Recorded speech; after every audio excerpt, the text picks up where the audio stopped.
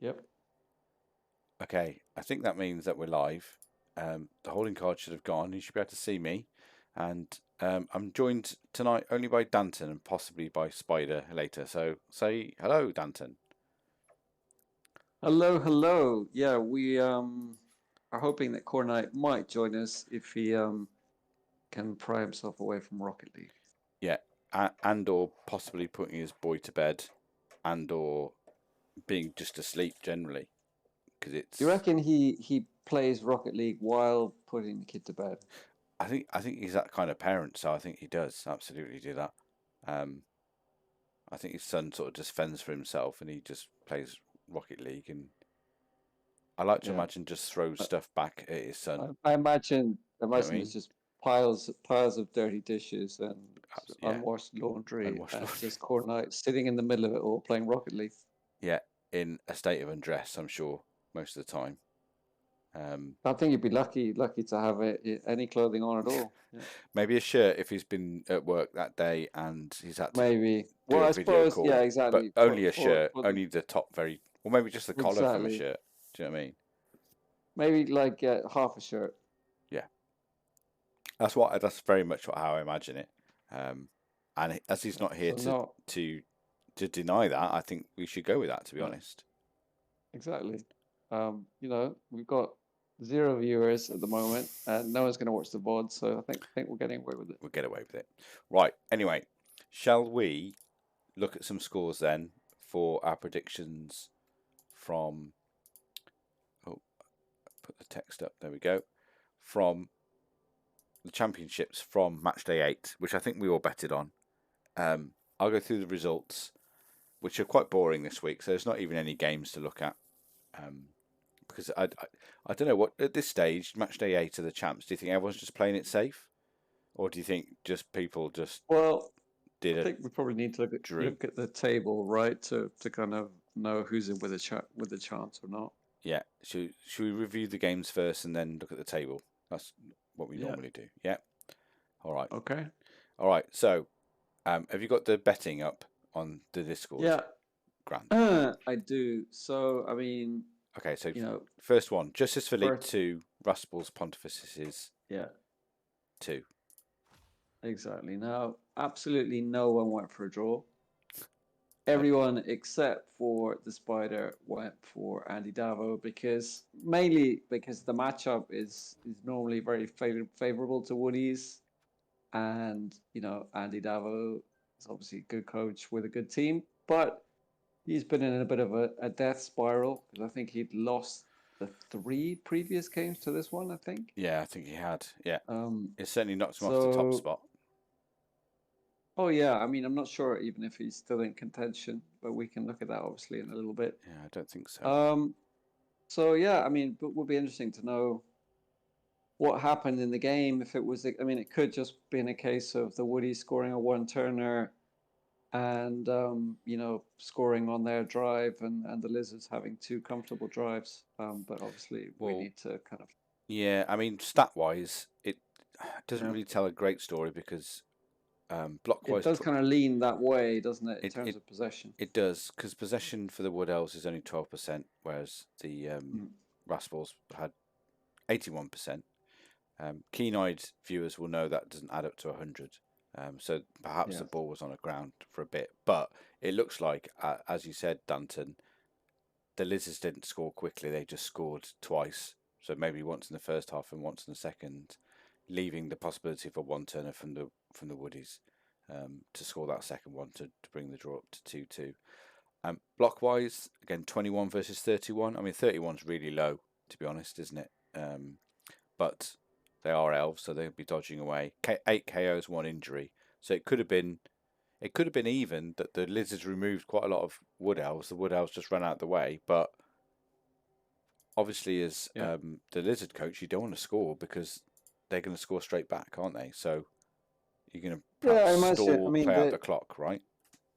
the Wood Elves have a natural one turner, I think. Yeah, Um, it's a move. Oh, it's a bit of a weird natural one turner, isn't it? Because it's a move 10 sprint, but then it's got a whole load of other weird skills like yeah, kick and guard and quite odd skills there. nerves of steel on it. Yeah. So yeah, it's most likely that the Lizards kind of had 2 long drives. Maybe there was a ball sort of spilled at some point, Yeah, but 8 KOs means that they probably control the field quite well.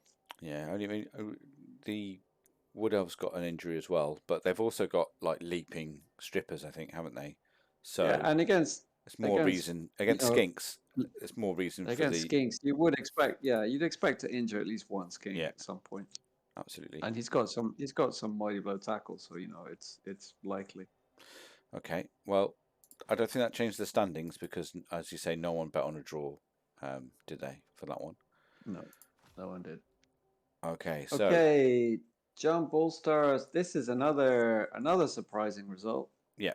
Um, I don't think. Yeah, actually, one person bet on a draw, surprisingly, Oh, and that was the Spider. oh wow. So that does actually do something. He's. Oh, I see. I've actually caught up quite a bit somehow. Yeah, because I missed the last show. Yeah, so you're up Um, there as well, Danton. Um, yeah, you and Khornight Dreamland's have just on 43. I dropped mean, off the pace a bit. yeah.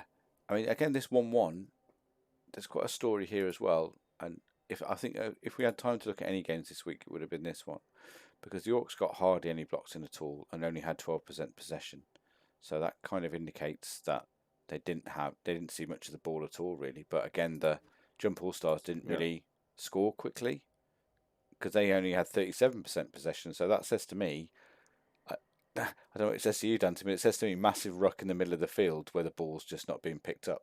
That's what it says to me. I mean, yeah, that's what it says to me, that it's either keeps getting popped free or it lands in tackle zones and no one can, get anyone near it, or there's, I don't think even there was that many failed pickups, perhaps. yeah, Yeah, one yeah. failed It's pickup there, probably the Nurgle two had there. like a reasonably comfortable drive themselves, and then maybe the Orc drive was like you say, a big rock, and maybe they managed to somehow escape with the ball at some point. Although it could have, I mean, there could be 2 or 3 different scenarios that would Yeah, cause that.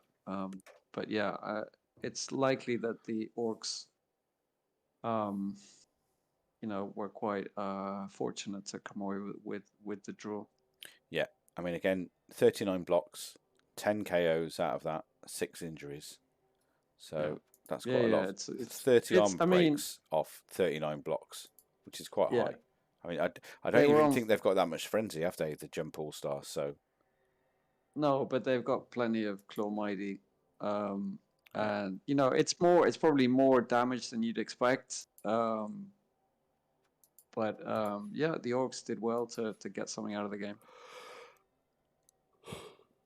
Oh, excuse me. Yes, absolutely. So yeah, I mean that's a better result for the Orcs, I think, than the Nurgle there. I think the Nurgle would have preferred, or maybe should have won. But as I say, without looking at the actual Yeah. game, we can't see that. So, not did anyone bet on a draw? Did you say just Spider bet on a draw for that one? Yes, just Spider. Yeah. All right. Next one is Chorse versus the first of the Brett teams here. So this is Infernal Demon Smiths versus Southern Sentinels, and that also was a draw. So that was 1-1 as well. And this is another case where only one person bet on a draw, with most people betting on the Chorfs. Yep. There was one person betting on Varus, which was you, which is obviously just your Chorf racism. Yep. And then I was the only one who bet on a draw. Oh, well done, Danton. Get in me. Get in. So again, let's have a look at the stats here. So 68 blocks with just 15 armor breaks. So not egregious. 3 KOs, 1 injury inflicted. The Southern Sentinels actually can cause more injuries, but only 2 injuries off 34 blocks with 4 I would breaks. imagine, yeah, there was probably A fair bit of fouling in that one, do you think? Yeah, yeah. That's what Brett's gonna do reasonably well. Yeah. Yeah, I mean, from trying to remember, look, the Chorf team there, was that the Chorf team that was down to blockers for this game? I think it was, wasn't it? Or was that Ant-Man? It's possible. Yeah, I can't remember. I can't remember. But yeah, not a great result. So for the Chorfs, I mean, good result for the Bretts, I think. Yeah. Newly minted AG1 lineman, but again, who cares? He's still fine. Well, exactly. He's not dodging out anyway, is he? He's been AG2 before. If anything, so. he's now a better player. Yeah, yeah, absolutely.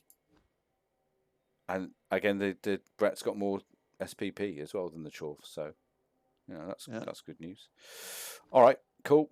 And the last draw of the week, the Elder Children, which is High Elves versus Motivated Squad. So that again is the other Chorf team. Rookie lineman died, I can see straight away, but again, that's inverted commas fine. Yeah. He was a bought player though, so that's a bit of a shame. It wasn't just a loner. Well, I mean, it's also tradition that the dead player gets the MVP. Yeah, and he did, so that's a bit annoying. And actually, following the trend of draws that most people didn't expect, only one person bet on the draw, and it was actually Spider again. Oh wow! Coming from behind here, isn't he? So well done, Spider. Yeah. So puts you just one short of Dreamland now. I mean, if Khornight were here, he'd probably be saying something like the draw is the most common result anyway in Blood Bowl, but I don't know how true that is. Again, 31% possession versus 50. So again, I think the Bulls spent a fair bit either in neither team's possession, to be honest. So either on the floor or, whatever.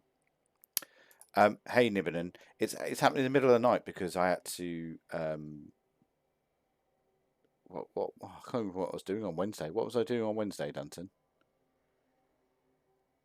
You're asking me? Yeah, I can't remember what I was doing, but it should have been on Wednesday at midday. But I think I was actually doing work for a change, so we didn't do it then. So we're doing it now. We should have done it last night. But then no, hang on. We were going to do it yesterday, but your computer. Oh, you're right. Yeah, exactly. Your computer broke down yesterday. It did, but why didn't we do it at lunchtime? I can't remember. Can't remember. I can't remember. Anyway, we're doing it now. No, but so yeah, hi. Yeah, let us know about what happened in your game because we've covered yours earlier, which I think was this one. But yeah, draw. No, it wasn't that one. Wasn't it? It was Hang on. That one, Motivated Squad. Motivated Squad. Yeah, sorry, Motivated Squad. Yeah, we're just covering. So I get this one against Guido. Yeah, 3 abysmal kickoffs is what happened. He says. So yeah, that'll do it.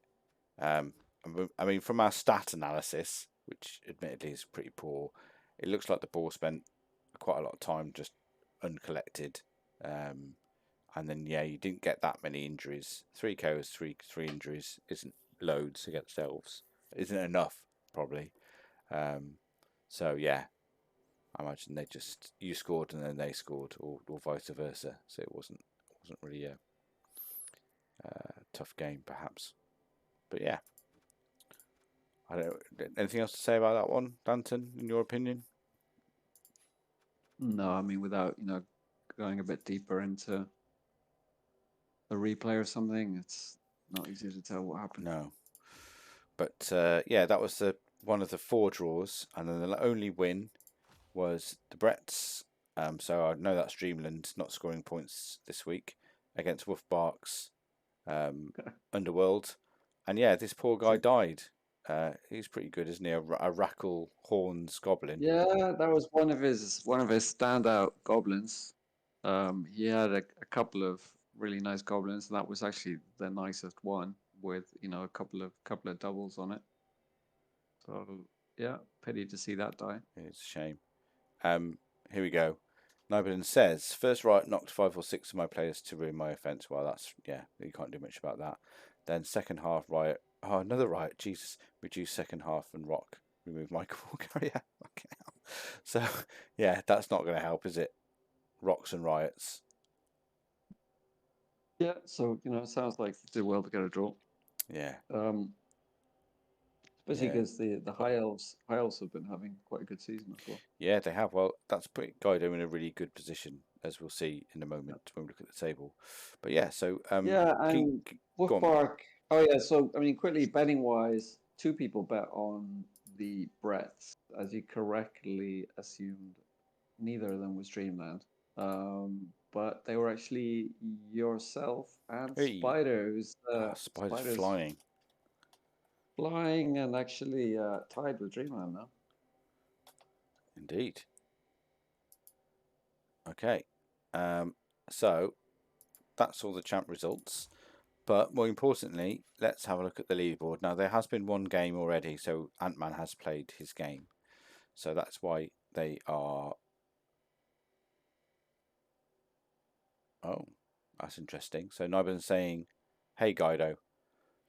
And yeah, you can... I don't know if you can read previous chat on the feed, but Niben's saying he had some unfortunate kickoff events. And then he's just said, to be fair, the High Elves should have won, but he decided to stall in his backfield and managed to snake and give me the ball. He would have been season over. So yeah, but snakes happen, unfortunately, don't they, Danton? As we know, as elf coaches. So it probably is Yes, they do. probably the right play, Normally, but they do happen, don't they? That's the problem. they normally happen at the worst possible moment. Um, and yeah, I mean, they're the sort of thing that you can't really plan your turnaround. Although, I do normally try and, if I'm playing as elves, do everything that doesn't involve an agility roll first, if possible, um, because of snakes. Because obviously, the equivalent of snakes for a 2-die block is double skulls, but you can re-roll that. Yeah. But I mean, it all depends on the situation, and you often don't have the luxury of ordering the turn in the ideal way. No. You know. So yeah, snakes happen. I guess it depends whether he took every possible mitigation before that or not. But dice are dice. So the table's interesting because Ant-Man I think, has played He's already played. in Yeah. his last game, right? So he's in the lead, ahead of the High Elves by 1 point, but High Elves still have a game to play.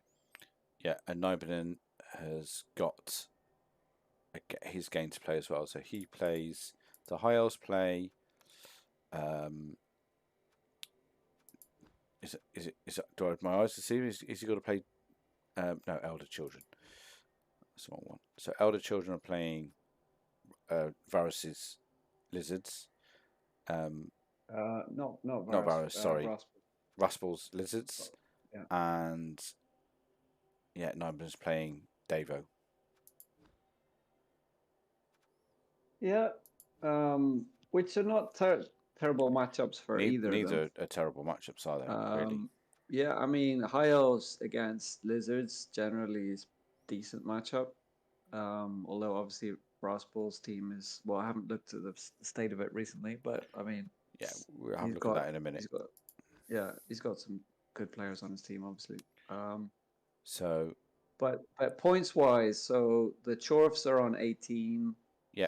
The High Elves are on 17 with a game in hand, and Nibenen's team is on 15. Right. The game in hand. So Nibenen, he has to. Got to win. I mean, he definitely has to win. The High Elves could maybe draw, and then it depends on touchdown difference, right? Yeah. Yeah. Oh, Nimbin said in the chat, he says, all you need to know about leaderboard is Guido needs to lose. I need to win 1-0, and we get an extra game for championship since it would be equal on all tiebreakers. Fair enough. Oh, that's interesting. Are they sure about that? I didn't know that was a rule. Because maybe if we can bring it up in Spike, just be interesting to see the touchdowns, because it's not just about touchdown difference. In OCC, after touchdown difference, you have least touchdowns conceded. Yeah. So that means that they would have to have exactly the same number of touchdowns scored and conceded. Right, let's have a quick look.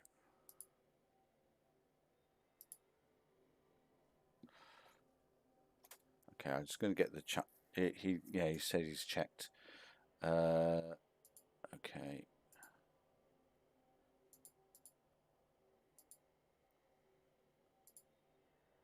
There we go.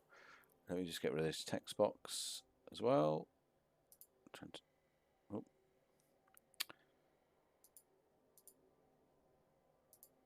There we go. So yeah, so this is the champs table. Hopefully you can see it clearly enough. So the Infernal Demon Smiths have 18 points, 9 games played. They've got a TDD of 6. It says here. So Guido's ahead. 7. So he's 7. So if he draws, then he would go ahead on touchdown difference because he's got one better touchdown. Right. So and he's also scored more touchdowns as well. So Nibbiden. If this is the part where Nibbiden, I think, is not correct in that if Nibbiden wins by 2, then he is the champion because he has conceded less touchdowns. Right. So it doesn't matter that they have the same touchdown difference. It's the fact that he's conceded less touchdowns is the decider. There we go. Although, I mean, yeah, it's not necessarily going to be easy to. He's playing against the Andy Davo Wood Elves, right? I mean, it's not going to be easy to not concede a touchdown. Yeah, to score 2 against that. And I mean, obviously, if he completely pitch clears them and massacres them, then maybe. Yeah. But they have a 1-turner as well, so you'd expect the Woodies to at least score 1. Yeah, absolutely. So I think that's the situation. I don't think Raspel can win because even with 3 points, he's not going to hit 18, obviously. So yeah, so it's between the top 3 really. And I think Antman's out unless Guido and Nibbinen lose. So let's see, if the motivated squad win by 1 touchdown, then it gets interesting. If the elder children don't, if they don't at least draw, a motivated squad wins by 1, then they have the same TD difference as Infernal Demon Smiths, and it depends. There it changes if they win 2-1 or 1-0. Right. Because again, because of it's touchdown conceded. Touchdowns. Yeah.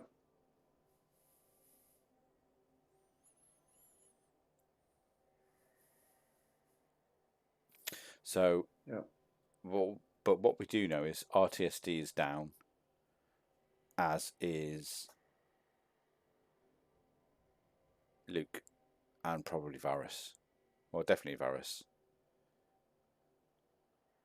In fact, the only person who can stay up as well is Andy Davo, but he needs to obviously beat Nibbinen. He needs to win. What's his TD difference? So his is 3. 3, and the Lizards is 6, right? Yeah, so he needs to win at least 3-0. Well, no, it depends by how much the Lizards lose. Oh yeah, if they lose.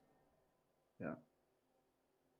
Be interesting. I mean, Guido. I mean, if you just win, then yeah, it's in your hands, and if you just win, no, the High Elves win, then it's over. It's over. But well, let's just look at all the permutations. And I have seen, I think, at least one person, Varus, I think, has said already he's re-rolling. Right, had enough of the Brets. I think he's going to. I can't remember what. It might have been Camry or something. Hey, he's leaving. Well, that's fair enough. I mean, his team is pretty battered, isn't it? I think. I mean, he's given it. Or was Count Mathis is more battered? I can't remember. think they're both kind of battered, but Yeah, yeah, we'll Varus have a look at the is obviously teams later, obviously perhaps.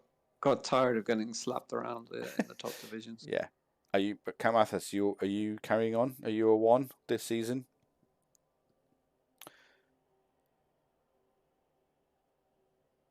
And 11 Ls and 2 loners, and most teams carrying on, says Guido. So yeah, so I think so I think we've explained who can possibly win. I think that the top 3 are staying up no matter what, because Andy Davo can only catch Raspel. So the top 3 are definitely staying up. The 4th place to stay up is And between. Raspel, I mean, Raspel with a draw stays up, whatever. Yeah. So Andy, and then if he Andy loses, needs to win 3-0 as well. I think that's the other thing that we need to point out. So it's probably pretty set, right? Yeah, yeah. It's on at this stage. I think it's very unlikely that Andy Davo would stay up. Mathematical chance. Yeah, I mean, I wonder actually what his morale is like with the team as well, because he's lost a few games. Yeah, I mean, in a row. COVID has cost him a bit, hasn't it? Yeah. Mathis is the one as well, by the way. And I think he's still got a good team though, so maybe he'd want to keep going for another season or 2. Yeah, I think he would be happy to bounce down and then bounce back up again the following season.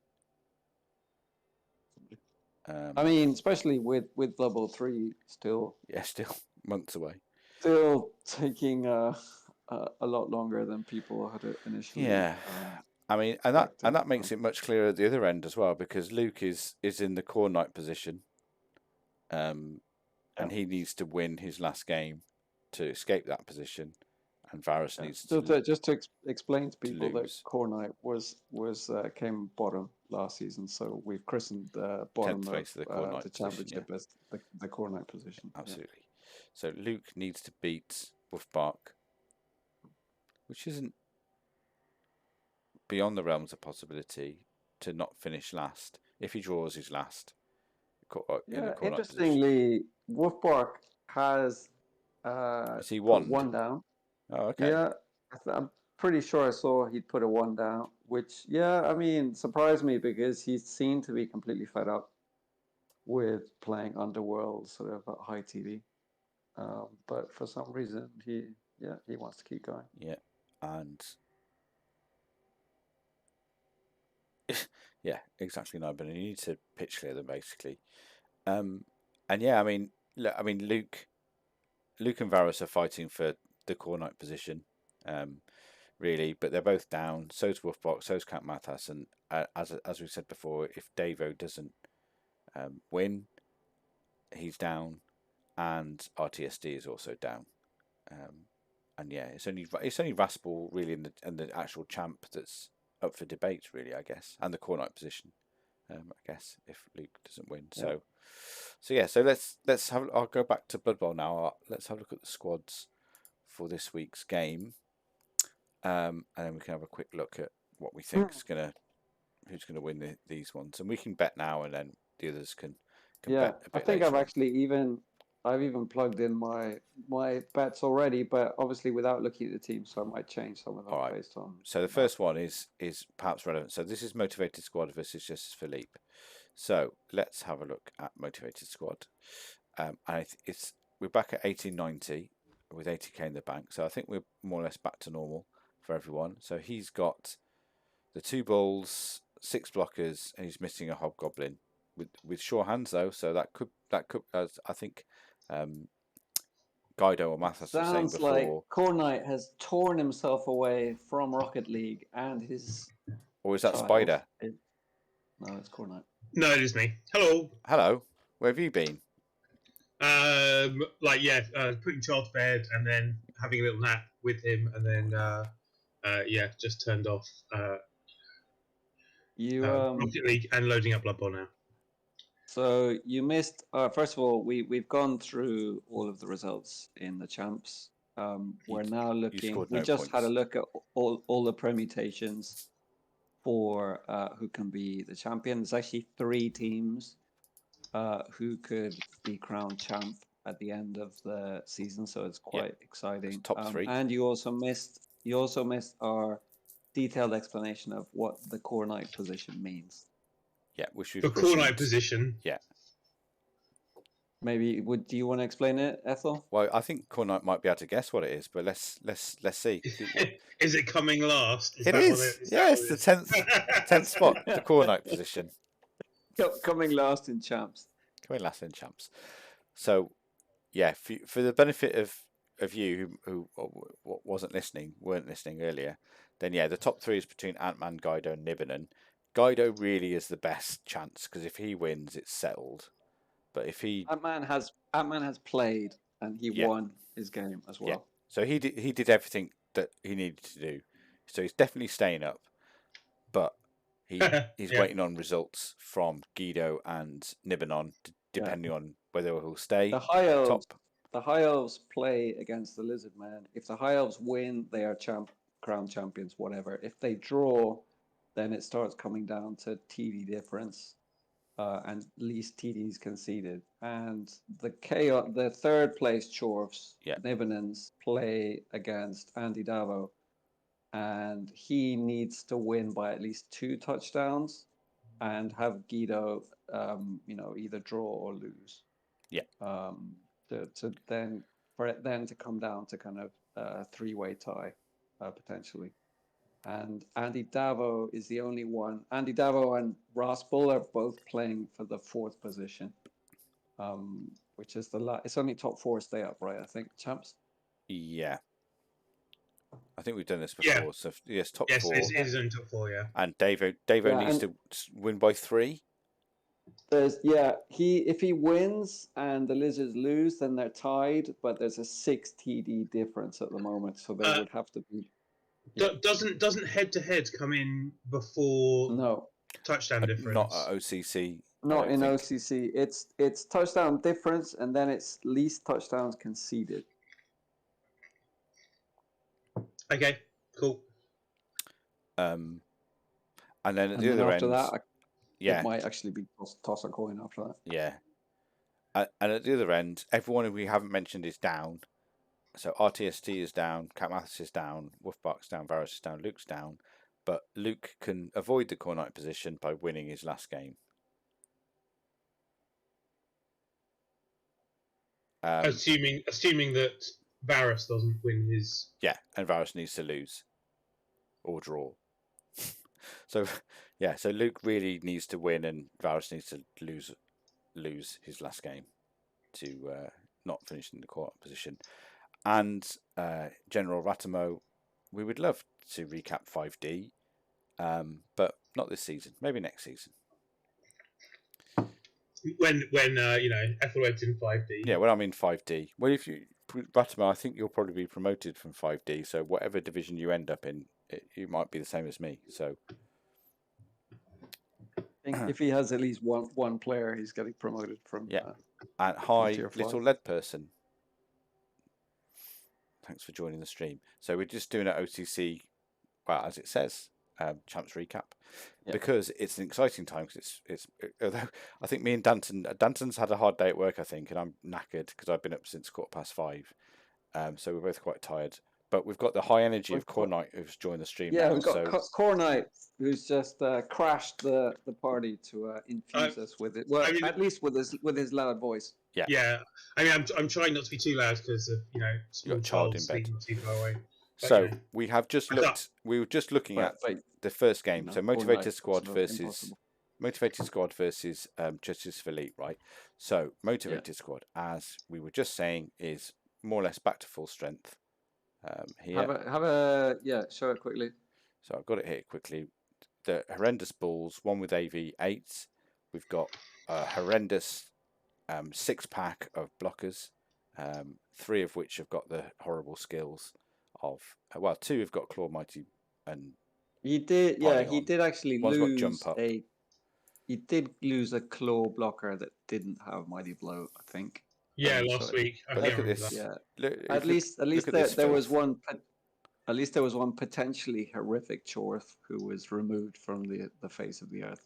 I mean, you say that, but when you're playing against Wood Elves, losing a claw blocker is not actually, it's Oh yeah, kind. yeah. I'm saying generally speaking. Generally in life, you're happier that there's one less. Generally, yeah. Someone did the universe a favor by removing one claw Chorth blocker. I mean, look at this one that I've got up now. I also noticed that Nibbanon's Sure Hands player is missing this game. Yeah. Which against a Strength 4 Frenzy Strip Ball War Dancer might be a little bit problematic. That's the key. I mean, he's only M and G, but yeah, what a game to miss because he really needs his Sure Hands here. Yeah.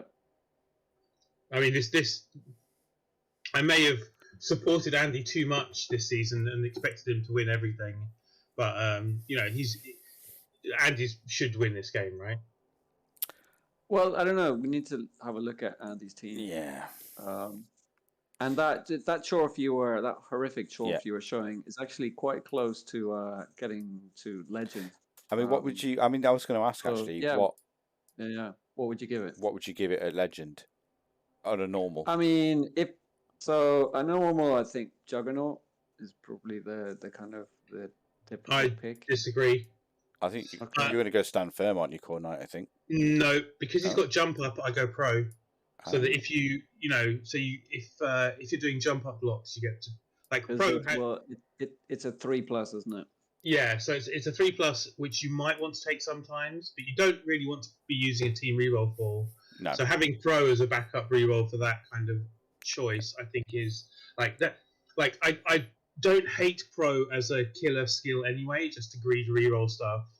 But being able to greed pro jump up blocks is also. Nibbanon is saying Dauntless, and it is his player. I don't hate. I mean, Dauntless isn't terrible. I mean, I think Dauntless. Either Dauntless, Jugs, or Pro are all solid picks. Yeah. I don't hate any of them. I mean, I'm not really a fan of Dauntless generally. Like, usually in terms of odds, a non-failure is broadly the same with and without Dauntless. Just if you can if a Dauntless would give you one die, then red dice is usually broadly similar odds. So like, I'm not a fan generally.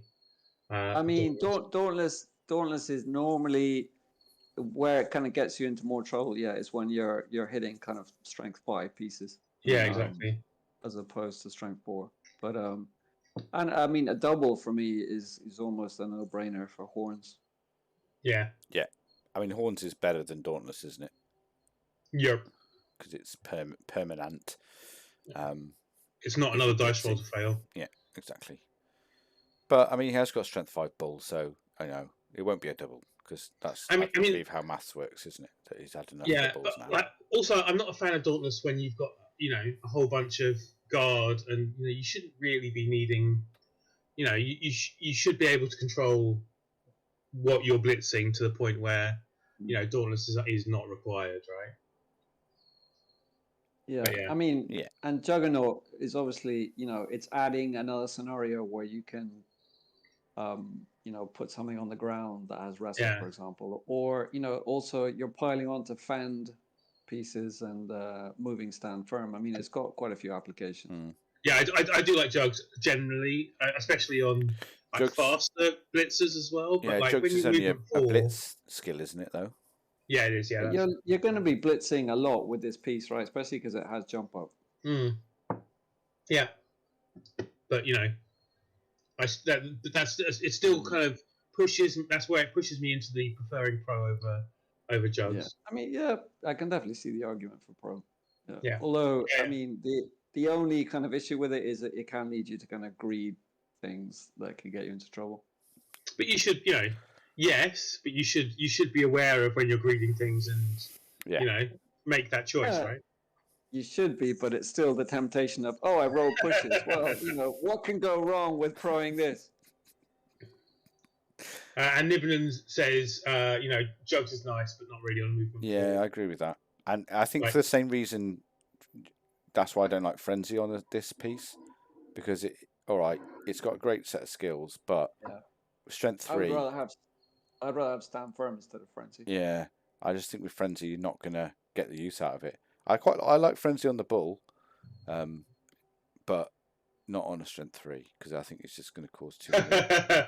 Geronimo has added, trust me, I've got 5 matches with Chorfs. I'm totally an expert with them. Well, yeah, absolutely. As am I. As am I. Okay, anyway, that's enough food for Nebinon to think on. You're an expert at hating them. He's only got 80k in the bank as well, so nothing's going to change. I think one of my wins against you is you playing Chorfs and me playing halflings and me winning, right? Is that one of the games I beat you at? Who are you talking to? Me? Yeah, you. Yeah. No, it's not. I don't think that ever happened. I think that did happen. I don't believe that happened. So actually, Nibbiden is getting inducements against Andy Davo. Yeah. Over 2,000. Yeah, so, like Nibbiden only has 11 players as well. Show us, on the right hand side. Whereas Andy has 12. So he could sack someone. Oh yeah, no, you wouldn't want. There's no way he's sacking anyone. Like, if anything, he wants to be a bigger team. He wants to get more players. He wants to be able to put his one turner on the bench as well. Yeah, exactly. So I guess Nibben's got to look out for this strength 4, as we talked about earlier, strength 4 leap frenzy blitzer, who's also got tackle. Although I don't think his other ball carriers have got dodge. The other one. I mean, it all comes down to can he surround the ball carrier with lots of guard? Basically, yeah, he's got a one turner. Stabilize quickly. And what do you think? Have we talked about this one? What do we think of AG5 on a lino? I don't like it. I gotta be honest. It's a project piece, right? So yeah, I mean, I can understand why you would take it in a league like OCC, but I mean, also project piece is a great way of describing it, and like the problem with project pieces is when you have too many of them, and actually the rest of Andy's team is pretty well developed, right? That maybe he's lost a few kind of quite nice pieces as well, hasn't he? Yeah, he has, but like the ones that are remaining that have skills do their job, right? So in terms of project pieces, there's like 3 maybe that you want to get some skills on, and the strength, the agi, the catcher, maybe the guarder as well, I guess. But like, I can see it getting up to 16 SPP quite quickly because he's probably going to be farming a lot of passes with it. Yeah, exactly. So like, I really like describing something as a project piece because that defines whether it's a good idea to have it or not. And having too many of them is the problem. But I think this team looks like there's enough completed work that an Agi 5 lineman is a fine project piece to have. And Wood Elf linemen taking Agi up are one of the few linemen that I think Agi 5 really suits. Their speed. I suppose there's movement 7, aren't they? I'm used to movement 6 linos. They're like a positional on most other teams. Yeah. Yeah, if you had a Wood Elf lineman on a Brett team or a human team, you'd be ecstatic, right? Yeah.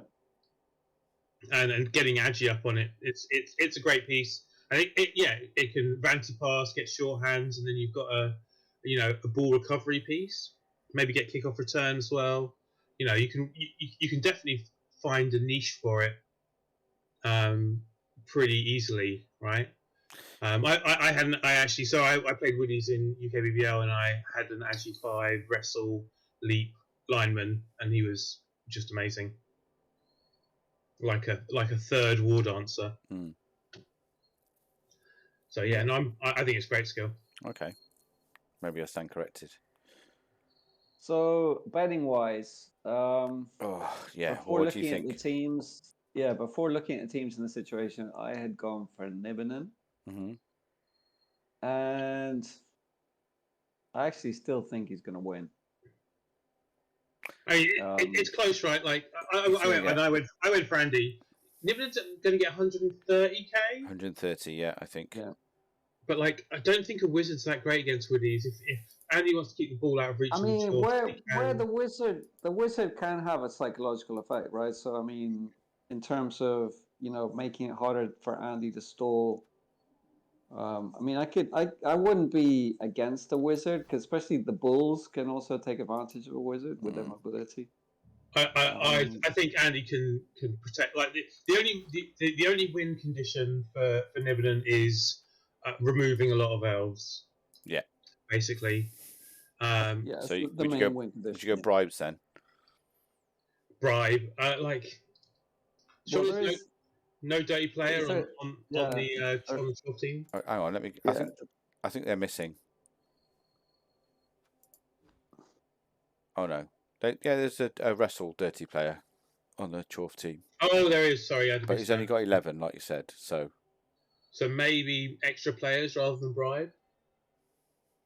No, I mean Or having just- the dirty player makes the bribe. I mean, definitely gives you the option to foul, right? With 11 players. I mean, you don't. Yeah. It's not that risky. Just to if you get any of the wood elves that go down, it's not that risky just to foul them unsupported. If you've got a dirty player and a bribe, I mean, you can do that at just any time, can't you? Really? Says Mr. Foul with a guard glitzer. Yeah, I mean that didn't. Yeah, I mean that was a mistake, and it didn't work. Absolutely, and that was a big mistake. But I didn't have a bribe and a dirty player piece. So if I did have those, then you would have said that was just unlucky that he got sent off, wouldn't you? You know. So if the condition of my fouling was completely different, then you'd applaud me, Khornight. That's what I'm saying, essentially. If you hadn't fouled with the Garda, then I would have accepted it. Yes. But anyway, generally I don't like fouling, right? You know that I'm not very good at fouling. I think is the thing. Yeah, no, I agree. But yeah. Yeah, let's not talk about that guy though, because that turn 8 foul without a bribe was bold. I'm surprised you say you don't like fouling because the first time we played, I think you stepped on my players' heads probably about at least during most of the match. Well, yeah, I didn't say I never do it. I don't think I do it enough. Is the problem. But yeah, like it depends on the game. Yeah. I mean, it's such high variance that it can win you a game or lose it. But I think I've said this before, but I think what happened against you was that I got ahead in players, and it was a snowball effect, and you had a bribe, I think, as well, didn't you? The referee was never calling the bribe. Yeah, and that's what I don't like about bribes, about fouling generally, is that it seems mostly to turn games that you're probably going to win into games that you definitely win. Yeah. And it turns games that are on a knife edge more often into losses than wins. It feels like maybe that's not a fair. Maybe that's bias after the fact thinking, but I'd say almost certainly. But I do know what you mean though. Like more often than not, I will foul a lot because I'm ahead on players and I'm so far ahead that it doesn't matter if someone gets sent off. Whereas if I'm down a couple of players, I won't foul because I'm afraid that something will get sent off. Yeah, make a bad situation I've had a lot of scenario. Yeah, and some teams obviously need to foul more than others, right? But I've had a lot of games where really early on, like say with my humans in OCC, either in the first 2 or 3 turns, there's a juicy foul on their pommer, for example, and I get my dirty player in there, and either it's an injury and it's game changing, or he's sent off and it's not as game changing, but it puts me right on the back foot already. Yeah. See, I can only think of one time where that turn 1 foul on a piling on player actually worked and actually probably helped the game. And that is the kind of foul that I would do every day that I get a chance, right? Yeah. But more often than not, it results in stun for a send off. No, I've definitely had a couple of cases where it was an injury and it was game changing. But I've had it when it's just something you can't rely on. Yeah, I've had it when my players have been fouled on turn 1, and then that's it. The game's more or less over because that was a great player that they've got rid of. So yeah, I mean, like you say, that one sticks in the mind because it was highly unlikely, but that's just variance, isn't it? Those are going to stick in your mind. Like you say, Khornight, the ones where they fouled turn 1, got sent off, and then lost the game, that they don't stick in my mind because that's probably more common. Also, I mean, the big. It's not just the fact you're losing a player, because normally, you're losing a shitty lineman normally.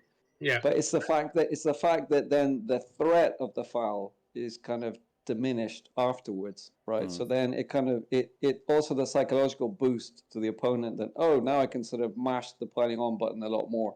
Yeah. Anyway, getting back to this game, Nibblen against Andy. If I was Nibblen, I would buy a 12th player. I would buy another Hobgoblin, and then I would get a bribe, because then you've got 12 players, you've got a dirty player, and you've got a bribe to be a bit more liberal with your fouling, right? Yeah, because I think the 11 players for the choice is telling. They probably want a few more. Yeah, and then the combination of fouling and five mighty blow, I think could result in Andy losing enough elves that Nibblen could win. But I think generally it won't, though, will it? That's the thing. No.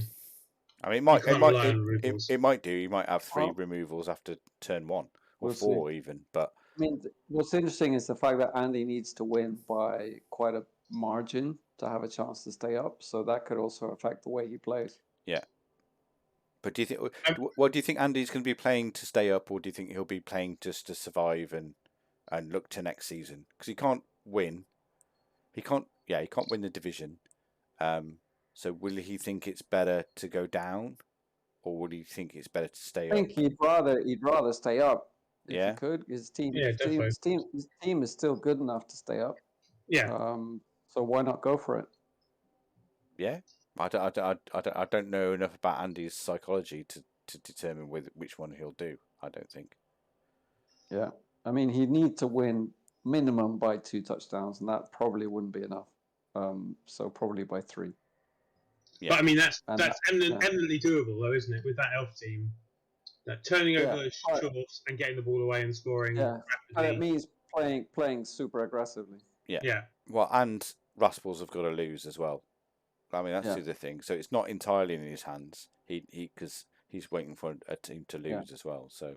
Yeah. I mean, I think it has to be a sequence of unlikely events for Andy Dava to stay up. And Nibblen's put something interesting, as well as Guido. I'll come to you in a minute, Guido.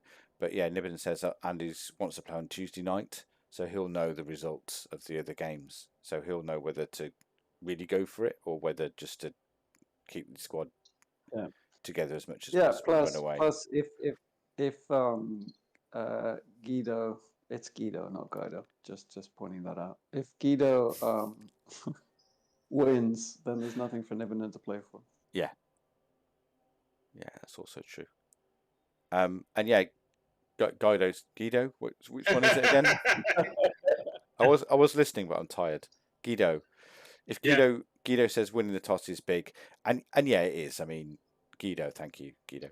So like Grebo from Star Wars. Greedo, wasn't it? Grebo. A Grebo was what we were in the 90s, I think.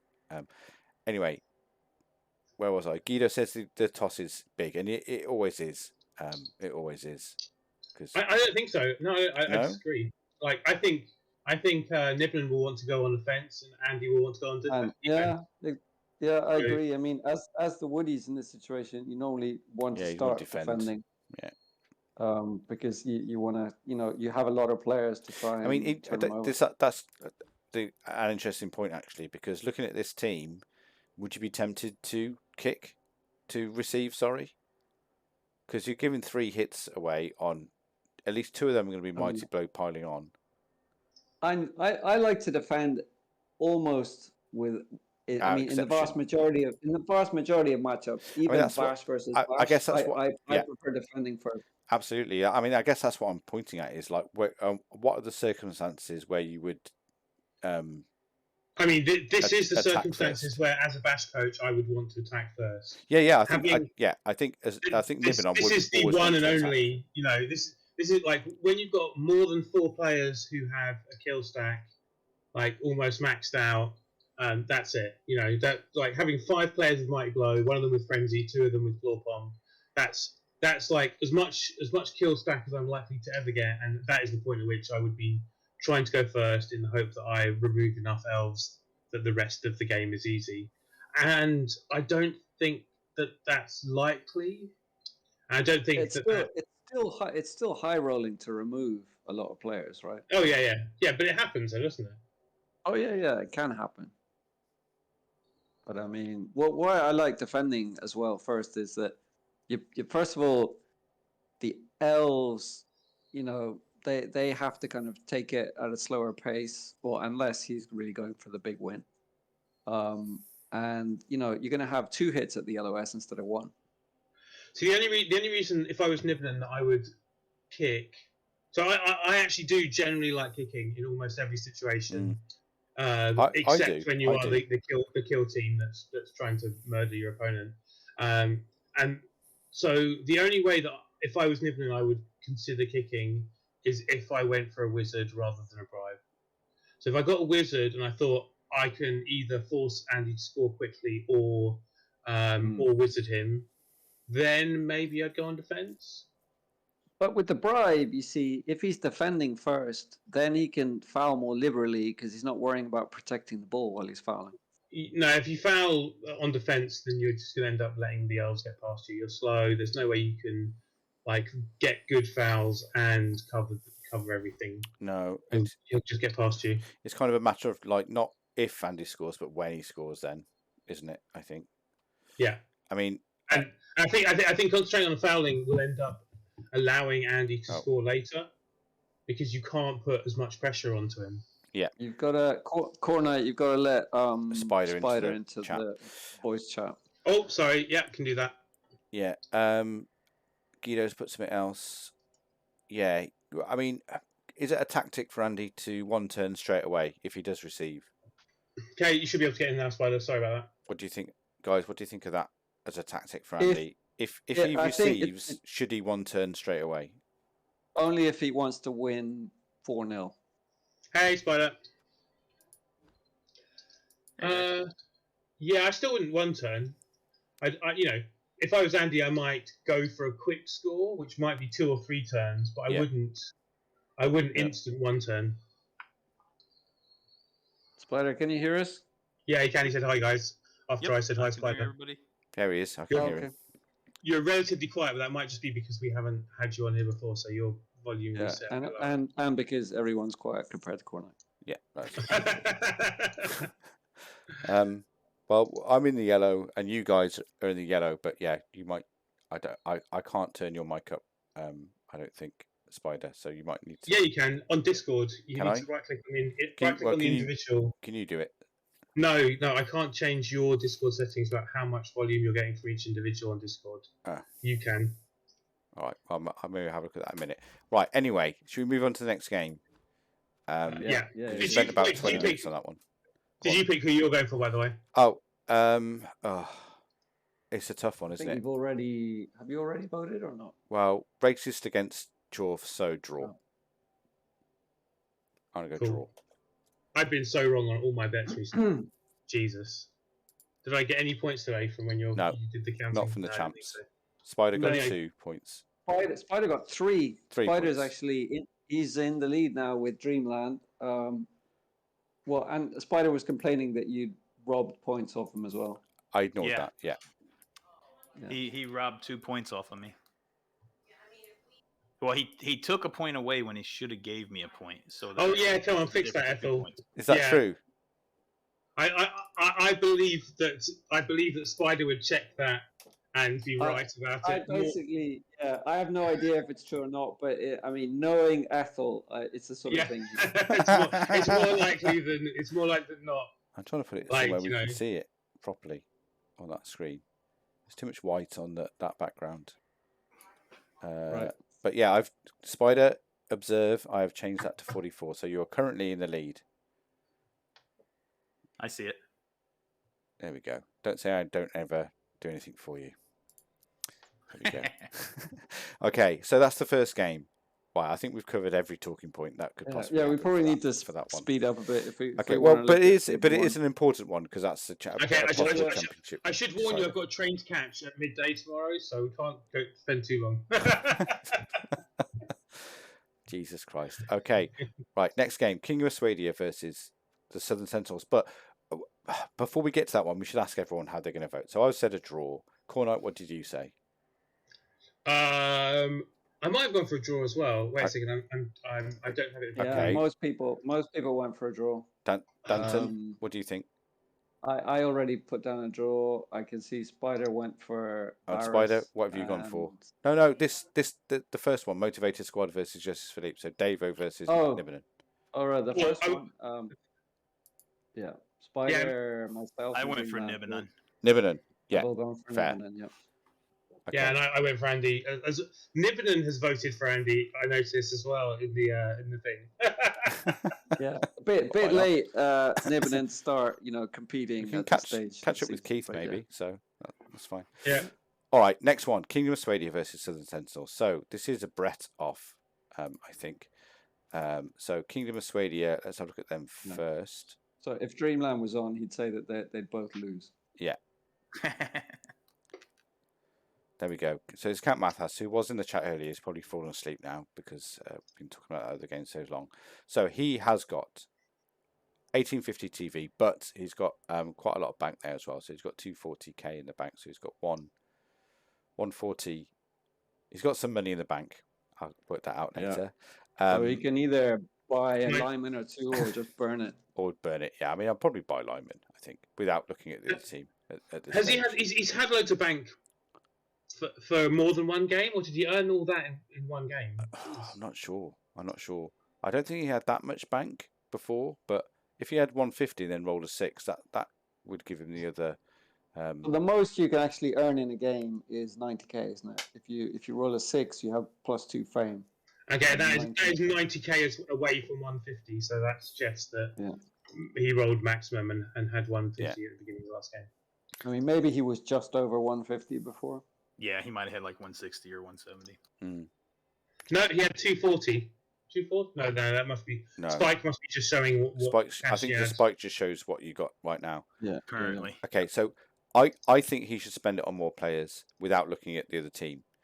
But let's have a look at the other team. So it's a fairly solid Brett squad. Okay, one kind of rookie blitzer just with dodge, but this is looking all right. You've got Tackle Mighty, Bloodstep with diving tackle, and then sure hands, fends. Couple of niggles. Strength 4. No, Spike doesn't show. It does show in the match report section. It shows the cash each team has. So in his previous game against Wolfbark, he had 240. Okay. Yeah, that's surprising. So he must have spent some of it, and then earned exactly the same amount back. Yeah. Okay, so he's playing. Go on, Danton. So, yeah, I was gonna say that Varus. I think he's down to 3 good blitzers. Yeah. Well, they're kind of similar in that regard, but Count Mathas, having those niggles on his 2 best players is a little bit worrying. Although there are quite a few kind of red crosses here as well. Yeah. So this is Varus's team. So as you were saying before, his team's a bit more battered than the other one. He's got 110 in the bank, but he has got a 15-player squad. And Terry, the Terrified, his elite AG1 Lino is leveled, which I imagine will be, well, I don't know, dirty player. He's already got 2 dirty players, so should he get wrestle? What do you think? Depends on what he rolls. If he rolls doubles, he'll go guard for sure. Yeah, absolutely. Doubles, I think, on a guard. On a normal, I think. What do you think? I give it wrestle, and you just want it to, annoy people. Yep. Yeah. I'd go for dirty player again. I think. Just can't have enough. Can't have enough. The other ones are going to die at some point. But one of the dirty players is Rackle as well as. That's crap. I'd probably get rid of him, right? No, I mean, it's still it's good to have another tackle. Piece. Yeah. A Rackle that can foul in a pinch if you need him to. If your other dirty player is marked up or not on the pitch and you need to get a big foul, you can still foul with him. Yeah. Yep. And I mean, also, and peasants die quickly, especially at this level, because all the mighty blow out there. So having wrestle on them keeps them alive so much longer. Yeah. It's just so much worth it.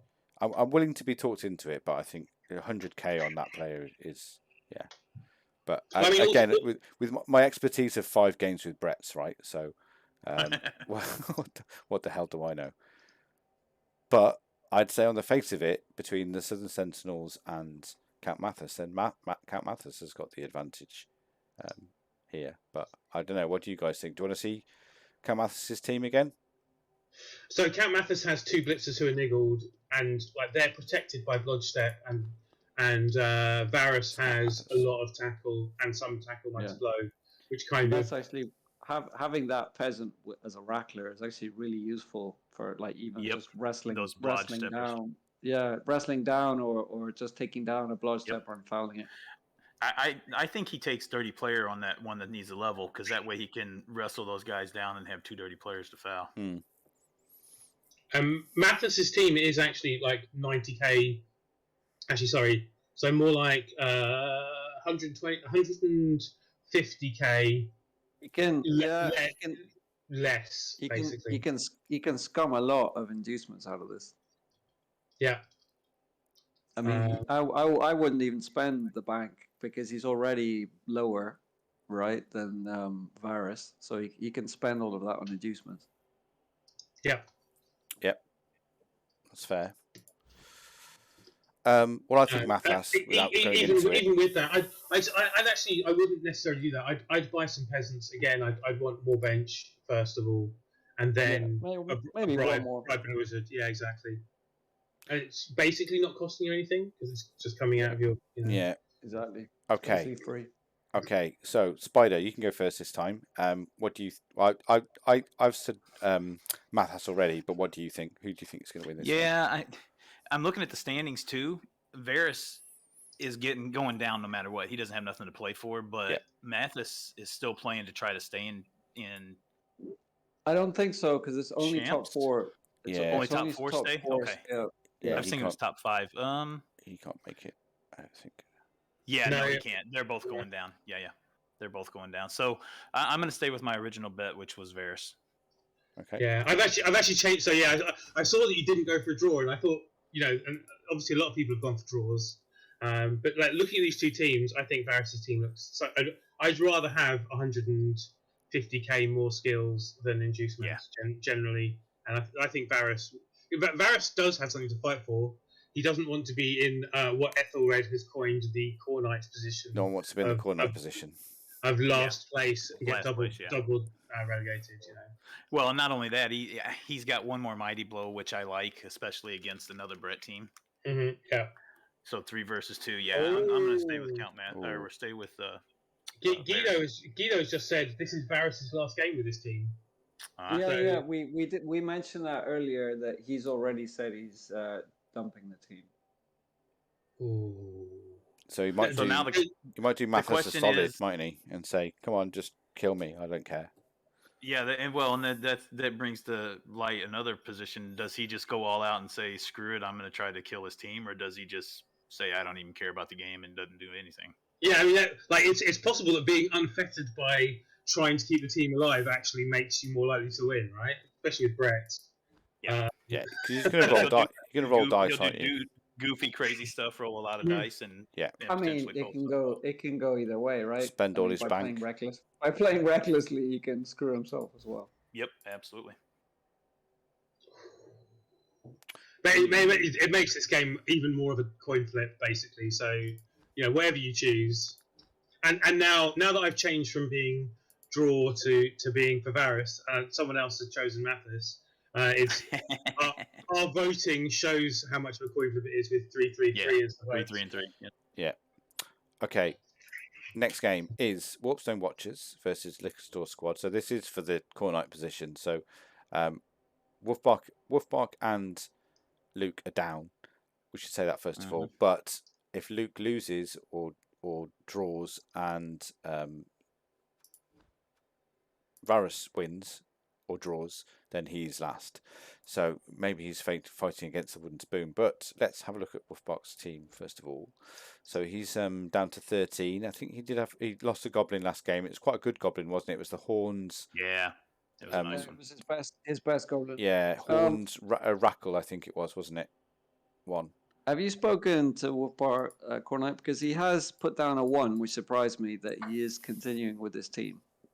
He said not to me directly, but in other bits of Discord about really wanting to play more now, which surprised me great. Or maybe it was chatting to his last opponent. I can't remember, but someone said that he signed up instantly and he was very excited to play at the moment. Which obviously, considering how he was feeling at the beginning of the season, is hilarious. But I don't know any more than that. No. I mean, his team is still in good shape, right? I mean, he's still got his 2 killers. Yeah. Yeah, I was going to say, Goblin. most of the red he's got on the screen here he's had since the beginning of this season, so it's not like they've got worse or more battered over the course of the season. It's still a competitive. I mean, it's always going to be an underworld team, right? Yeah. Which is always a handicap in itself, but it's still a competitive one. I mean, he's definitely lost skills, right? He's had at least 3 like that one thrower and one of the linemen and one of the goblins were better before and are now replaced with near rookies. Yeah, but at the same time, that means that maybe he can be taking more advantage out of the Nuffle Altar now and getting more out of inducements. Yeah, and it should be said that this game is at home, so Wolfbart does get the Nuffle Altar against Luke, as well as getting a vast amount of inducements. Yeah, he's getting a lot of TV. Yeah. So he'd be on 1580. Luke's on 1920. So I'll let one of you do the maths. 340. Thank 340. you. Yep. Yeah. 340 while we look at Luke's team. And again, he's yet to win this season, and he's missing his blitzer. I think Guard that's just firm.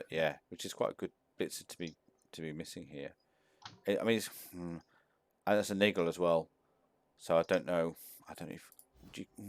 I think everyone has already bet on Wolfbar except for Spider, who may be changing his vote. I'm going to say is Luke staying in the course. Is Luke playing on? Can you check the board? Has he put a 1 yet or 3? I'm on my way there right now. Do you know Luke? I believe he's American as well, right? Spider. I don't know him personally, but I've been in other leagues with him, and I think he was an NFL, wasn't he? Yeah, that's why. Yeah. I think I played him in NFL, and I think I was impressed with how good a coach he was there. He's better than average coach, and he's decent with the works. I was really surprised that he's had such a bad year in champs with the works. I'm not surprised in terms of the other teams that have been in there with him. Yeah. Right? There's been a lot of claw in there, and it's really hard for Orcs to compete with that. And I think what didn't he have at the beginning of the season a much better developed Black Orcs and Blitzers than he's got now as well. I think he lost a couple, didn't he, in his first game, and then he's not really recovered from then, I think. Yeah. If I remember correctly, he was like 2,200 at the beginning of the season, so he's lost a lot. Quite a bit. Yeah, both those two rookie Black Orcs, I think, are ex block guard Black Orcs. Yeah, 4 skill players. At least. And that is so painful for Orcs as well, because it takes so long, doesn't it? Restart Black Orcs. I know from experience how hard it is when you're in champs with 3 or 4 claw heavy teams, because my lizards just got destroyed the last time they were there. That's where I lost three of my Saurus and had to start over. And when you guys first saw the lizards several seasons ago, that's the state they were in. It was Sundrop and the Crocs, and that was it. Yeah. I mean, again, I don't mean to laugh, but this poor Luke with this Black Orc blocker here, like 10 games, no SPP. Do you know what I mean? Yeah, that's pretty bad. That's pretty bad, isn't it?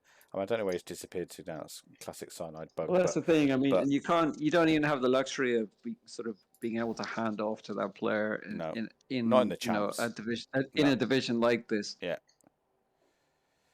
So yeah, it's tough. I haven't watched any of his later games, but once in my mind, like when you're in a division like that, and once you can't stay in that division, you're going to demote.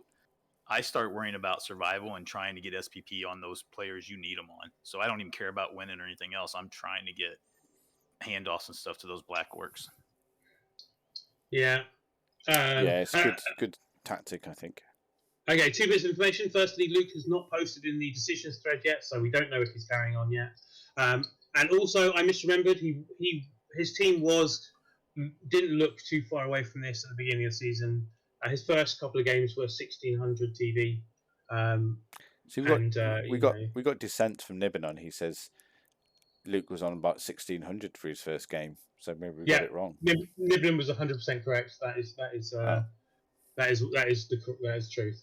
Was he missing players though, or was that with his full roster? No, I checked game 1 and game 2, and they're both around 1600. Oh, okay. Gotcha. I thought he'd lost more better players. He's definitely lost good Black Orcs this season. Probably lost players in Div 1 then. The season before. Yeah. Well, I mean that 10-game Black Orc clearly was bought the game before the end before this new season started. Of Tier 1. So I mean, based on all of that, it's hard to see Luke winning this game, to be quite honest with you, in my opinion. But it is Underworld. I mean, they could leave the pitch. I didn't check how much tackle Luke's got. I mean, that could be key against the Goblins to get rid of them. I don't think he's got. Luke's got 2 tackle. 3 tackle. 2 tackle. But I mean, I think he's only got 1 proper killer, right? Yeah. And Wolfbart uses the Goblins. Just he doesn't care if they get tackled. It's not really a big deal. He plays aggressive with them. He plays pretty aggressively with them, yeah. And I don't like I do with my skinks. It would cost Wolfbart 50k to have Morg as his inducement choice, and I think that would be obviously if he's going to carry on with the team, maybe he wants to keep the money and doesn't want to spend that on the kind of unimportant last game, but it would definitely make his win even more likely, I think, having something like Morg around. Okay. Yep. Okay, we better move on. Yeah, move on. So, do you think Wolfbart for that one then? Yeah, everyone except for Spider has voted for Wolfbart. Yep. Yeah, and I went draw. He went for a draw. Yeah, and the draw is feasible. Yeah, absolutely. Okay, next one is again a decider. So, Elder Children versus Rustwolf Pontifices. So, Guido, thanks for staying with us. If you're still awake, let's have a look at your team first of all. There we go. So you weigh in at 1750, 130 in the bank. But you've got to have some loaners for this game as well. So what have we got here? Well, we've got the 1-turner. I think that's the first thing to mention. The catchers are really well developed on this team, I would say. One blitzer's okay, and the other one is just a rookie. And then we've got Mr. Throw with guard, block, dodge, and sidestep. And I think that's accurate, isn't it? There. So, yeah. I think, yeah. Technically, he's not Mr. Throw. He's Mr. Safe Throw. Is Mr. Safe. Yeah. Thanks. Mr. Throw only being the orc choice. So yeah, I mean, tidy really. I mean, he's got 130 in the bank. Should he buy some linemen for this last game? It's a bit pointless, isn't it? He can't get a bench, so loaners are just as good. Keep the loaners as well. Better off with a loaner, yeah. Yeah. Fair enough. And let's have a look at the Pontifices. Yeah, there'll be no inducements other than the free wizard for both. Oh, other than the free wizard for both, that's subtly brought in. Wizard Stadium, right? Russell, yeah. Russell's yeah, 18... both get a free wizard. Yeah, Russell's 1860. He's got 12 players because he's missing a Saurus, which is kind of important.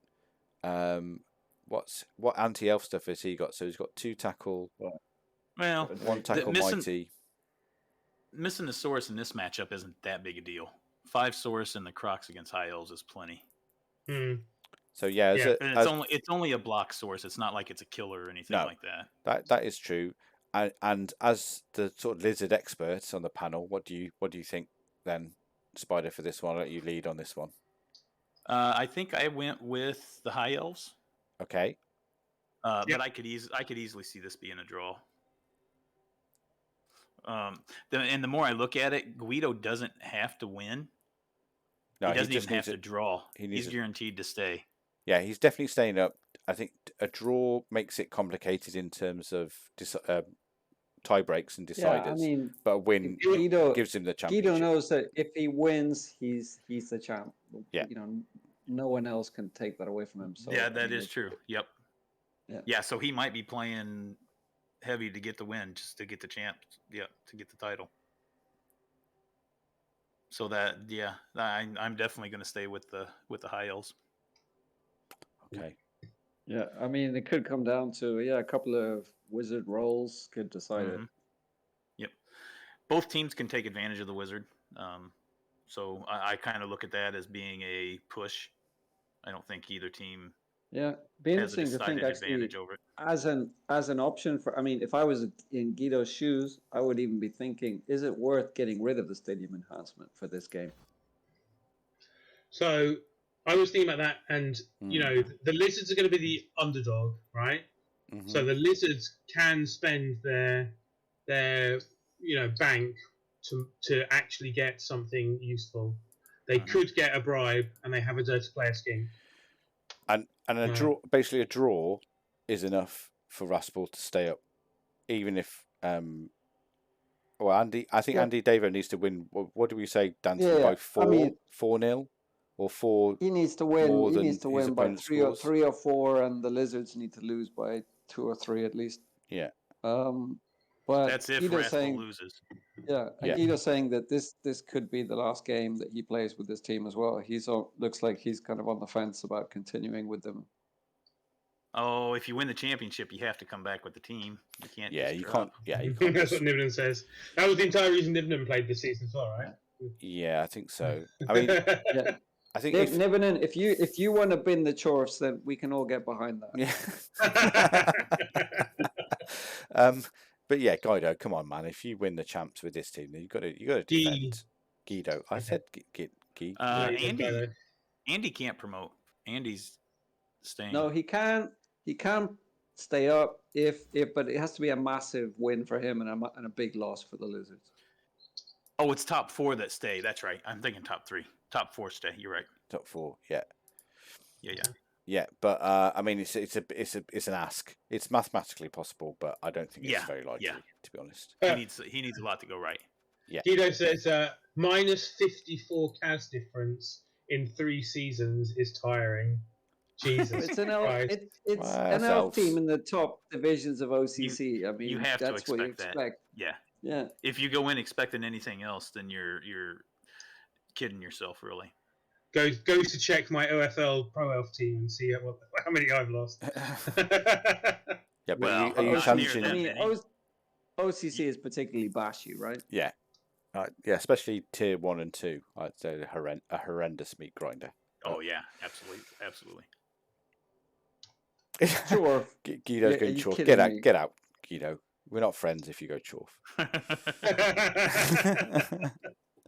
But yeah, okay. So Guido against Raspel. So yeah, I mean, again, we've got our lizard expert in, and if he doesn't think the lizard's got much of a chance, then yeah, I'm going to go for. No, they have. He thinks. I mean, he thinks they have a chance, but again, I think both coaches are good. Both are going to have a wizard, which I think is going to be a push. It's really going to come down to the dice, who favors the dice better. And if Guido's saying he's not going to continue with the team, potentially, I mean, in my mind, I think if I was in that position playing the high elves, I'd be going all in to try to get the win in the title, because that's the only reason you're getting the tier 1, right? Is to try to get yeah, absolutely. Is to try to get the title. Yeah. So even if I'm not going to continue, especially if I'm not going to continue with the team, I'm going all in to try to win it. Yeah, no shorthands on the skinks. I was thinking exactly that right now. Like, the ball recovery options for the lizards is far worse than the ball recovery options for the elves. Yeah, no Edge 4 skinks either, right? No, thank God.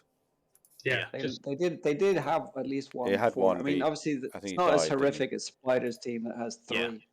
If it was mine, then I'd say the wizard would probably favor me a little bit more, just because I had the 3 edges. Yeah, absolutely. Yeah. But yeah, actually, I went for a draw, and I'm actually changing it to Guido as well. So that only leaves Niven on the draw, and everybody else is with the high elves. Yeah. Yeah. Which means it's almost certainly going to be the lizards. Yeah. Absolutely. All right. And that's it, because the last game the last has match played. has happened. Does that mean we actually, do you want to do the betting that because people already bet on that one, right? Only one person bet correctly, and you're gonna have to add their name to the list. Yep, So it was Niven. you could do that now if you really wanted to. Everybody else bet on a draw or on RTSD. But the chances are we're going to mess this up, and then he's going to get 2 points because we'll forget about this next week. So we in the interest of time, we should probably have a quick look at Div 1A, right? Yeah, Div 1A. I think as you're both here, we should definitely do that. Yeah, absolutely. Plus, and I mean, more importantly, yeah. Go ahead. I was just going to say that I don't think you guys covered the predictions from 1A for the last 2 rounds. We haven't done it for ages, no. So, just put in the chat who gets the points, and I'll just add them. I don't think we'll go through it now, but we can. Well, I will do it because it's not fair. We'll go through last week's now, right? But we can add previous. You can speed through it. You can speed through it, yeah. It shouldn't take that long. But what I was going to say, more importantly, is RTSD is not staying in champs. Oh, yeah. So my lizards will dodge that potential bullet. Yeah, swapping places with RTSD. Oh, wait a second. He's going down 1, and I might be going up 1. God damn it. Yeah, anyway. Enjoy that. So there's still the 2 Chorf teams that are going to be up there. That's okay. I just want to dodge RTSD and stall because those 2 teams typically have murdered my lizards. Yeah. I've played them. I've played both those teams multiple times in OFL or OCC. Sorry. Yeah. RTSD is well known for team destruction, isn't he? So yeah. I dodged a big bullet this season against Stahlberg, which I was quite happy with. I did. I did see that game. It was a bit of a dice. Right. So how far back do we need to go for? So 1A? round 7. Round 7 is the last one. Last one that wasn't done. But we can just literally I can just read out results and you can just add the points. Okay, so the first game was Undeadly as Cars 2. Yeah, you against read Average Pros 1. Yeah, Khornight, you read them out. I'll do the scores. Danton, tell me what to. I can tell you. Yeah, I can tell you who gets points. Right. Yeah. So yeah.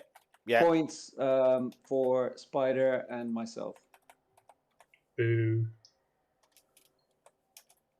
Okay. All right, next is Traris Horrors 1, 2 to 9090s. So that's Lasker winning against Snow Troll. Points for Spider and myself.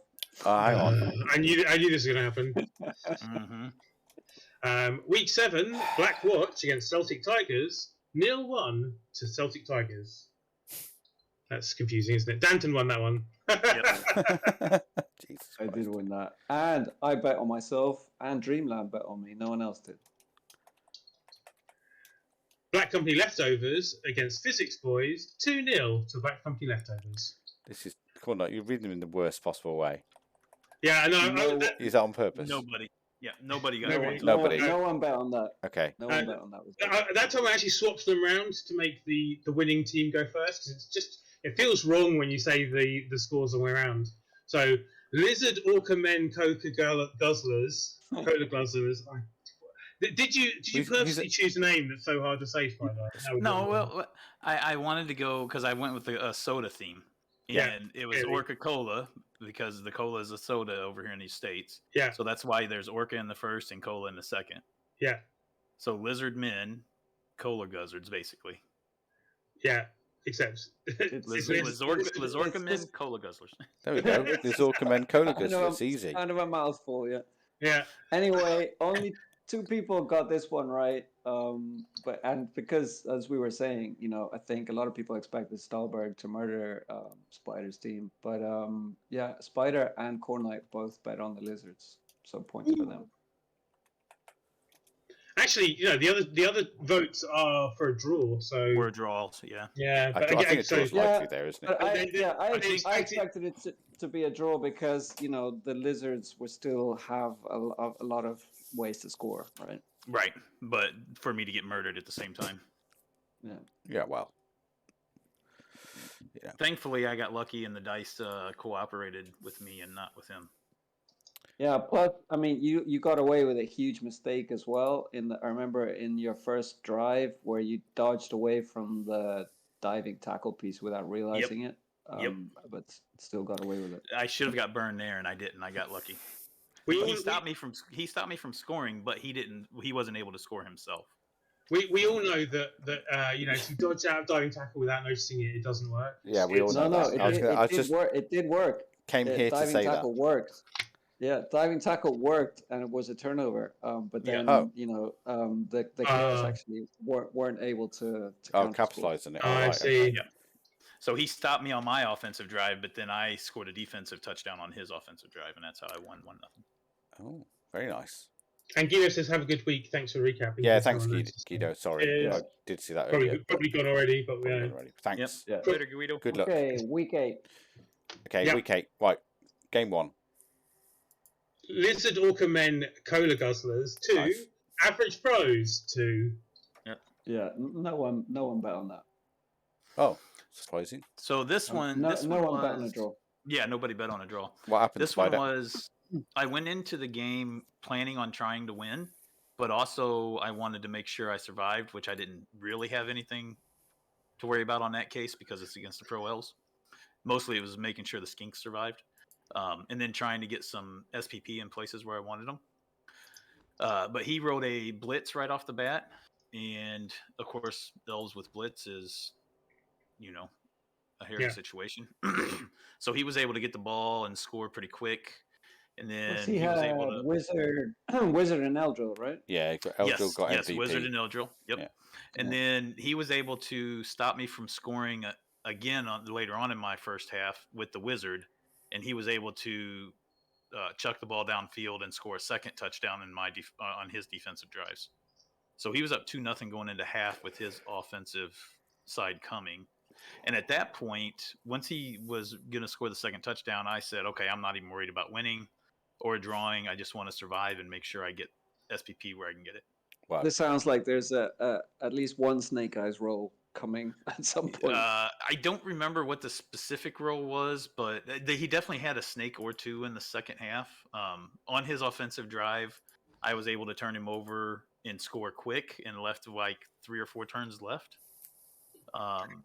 And at that point, I was like, well, I could still get a draw and save myself a lossless season, and still try to get touchdowns or SPPs where I wanted. And he was down players at this point. He only had like maybe 6 or 7 Elves left. Mm-hmm. So then I was able to turn him over, but he got the ball back and punted the ball downfield. So on my turn 15, I got a skink just in range to score and a Saurus that was at the line of scrimmage that I wanted to get SPPs on. And then I was able to pick the ball up with a skink close to my end zone, run up with a go for it, hand it off to the Saurus, which he rolled. He rolled the 5 or the 6, I forget what it was, and then he was able to run down. Brilliant. Yeah, he ran down in range to score and out of range of any Elves to be able to mark him or do anything. So I was able to score with the Saurus, level him, and get the draw 2-2. Excellent. I love when that happens. I see 2 Saurus who've got 3 actually, I guess one of them got two Kaz and another one got the touchdown for the level ups. Yeah, and that Saurus subsequently rolled doubles and got dodged, so now he's a blodger. He'll be my 3rd blodging Saurus. Excellent. Okay, any draw bets on this one? Or have we done that already? Nope. No one bet on draw. Oh, okay. Next game was then Black Company leftovers against the Deathbringers, right? Yep. To the Black Company leftovers. Yeah, big upset, I think. And only one person actually bet on Emilius, and that was Ethel. Yes. I think I would have, but I think this game got played fairly early in the week, and so I missed it out. Did, if I remember right. Yeah. That's why you put the poop emoji on there. Yeah, that's what that means. That's my subtle reminder of what happened. Yeah. I mean, we look at the teams made for next thing. Hey, Galentio, how you doing? Armor 9. What? Yeah, it's been like that all season though. Yeah, I don't like that. The first time I seen that, I was like, why? It could be move 10. It could be move 10, right? Exactly. Yeah. it would have been move 9 at that point, but he got the second move boost later, and I just don't understand the I armor mean, knowledge. on the other hand, it could be AD10. Yeah, I guess it could. It could be a tree, basically. A Yeah. really quick tree. Quick tree. But yeah, I definitely would. I definitely choose the move over the armor. Absolutely, all day and all night. Right, Danton, Oh, yeah. you lost. I lost to the Orcs. I mean, it was one of those where I kind of felt that could happen, even though the Orcs were bottom of the table without a win. It's still a horrible matchup for humans at high TV against Orcs. I think I can't remember inducements wise. He may have even had some inducements against me. He scored first half, removed a lot of players, took all my guards out, so I couldn't even fight him. And then I got the one turner, was on my drive, and then he got a perfect defense, which also screwed up the start of my drive. I hate that more than anything. And then I was just under a lot of pressure, and eventually I think I failed a dodge away. I'd used my reroll, I think, and then failed a dodge with a bull carrier, which was a 2+ dodge that failed, and then it just kind of went downhill from there. And Ethelred would be very sad because your kicker died as well. Yeah, actually, 2 of my linemen, my kicker, who was armor busted and edge busted, he died, and there was no way even though he had guard as well, no way I was using an up on him. No, fair enough. And then 30 player, one of the cripple twins died. The wrestle 30 player one who was move busted. He actually he got strength busted, so I mean he effectively died. So I chucked him. Yeah, he's been sent out to pasture, right? Retired. Yeah. Get the farm ready for the other one. So yeah, a couple of I mean, in some ways it's maybe a good thing. A couple of my most experienced linemen are gone, but they were both kind of carrying injuries, so it's probably done the teams a favor long term. I mean, basically, you've only got one. You've only got your catcher left who's got any injuries at all after those 2 have gone. Yeah, the AV6 one. Yeah, the AV6 one. The MVP, good old Eamon. Yeah, Eamon's plugging away. He's doing the work. He's the one who failed to dodge, the fucker. But I probably should have. I think I realized I made a mistake there because I had to go for it like a sideline desperation push. Right. And what I should have done was hand it off to Brian as the sort of and finish the cage with Eamon instead of caging Eamon, because then Brian was in a much better position to get out of having the sideline cage swamped because he could leap out. And had the range to score. So yeah, it was on me. I mean, Brian I was in a hard. Would he? Yeah. I mean, but the physics boys have goblins, right? So a sideline cage with a non-side. Yeah, I mean that's why it wasn't. I mean, I could have made it a sort of not a true sideline cage, as it were, but have him sort of not surfable. But yeah, I mean that would have been my only chance, I think, if I'd done it that way. But yeah, still, obviously 3+ leaps can fail. Betting. Nobody. No one. Nobody No took one the on the Orcs. Okay. No, which isn't surprising because they hadn't won a game before that. No, obviously banana skin. Galentio, perhaps if we're in the same division, I will be reviewing your tier 2. If Khornight, wait, are you Khornight? You're tier 2 at the moment, aren't you? At the moment, I am, but are you at the top?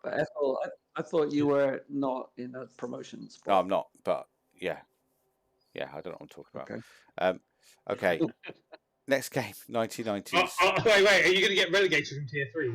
No, I don't think I'll get relegated. Too many people drop. He'll probably. Yeah, enough people drop out. That's what I like. Maybe you even get sucked up. Maybe. I mean, in a perfect world and everybody stays, then he probably gets relegated. But yeah, it's not going to happen. It's like my tactic of relying on bad dice on my opponent. That's what's essentially happening for my relegation here. Okay, next one, 1990s 2, Blackwatch 1. Yeah. Brett versus Brett versus Brett. So you, Ethel, Spider, and myself all Yes. got it right. Ethel, Spider, and Danton. Oops. It looks like Spider is Yeah, running away running with away it. with it at the Oh, moment. there you go again. You took me from 47 to 45. He's just going. Oh, sorry. That wasn't on purpose. Now we know Spider in reality is on 80 points, but If you So can't many beat me, deductions. cheat me. It's the keypad. My fingers weren't on the right keys. That's all it was. Apologies. If I went back and watched every other episode, I bet I'd be on like Oh, you said, come I'd be on, on let's 80 not or do something. This is Ethelred's secret way of getting people to watch all the recaps in the multiple times. More Absolutely. YouTube views, right? Yeah, exactly. Yeah. Yeah. Well, there's not much to say about this game. It's like a 2-1, pretty standard. Not so many armor Yeah. breaks. Yeah. Yeah. Well done. Brett off. Yeah. Yeah. Okay, last one. Undeadliest Cuz. And the last one was slightly surprised. So Undeadliest Cuz are in a kind of a playoff or a promotion contention, and this was a big loss for them. Yes, it was. I haven't seen that, really what happened in the game, but I didn't. I actually went for a draw, but still, it's surprising that they lost. No one bet on the Necro. Yeah, nobody did. Yeah. Oh, okay. Yeah, Snow Troll is also like second from bottom at the moment, right? So Yeah, and he hasn't had a very good season. he might have even been below Van Esselen's Physics Boys before this win, right? So at this point in the season, I think he was at the bottom of the table. Yeah.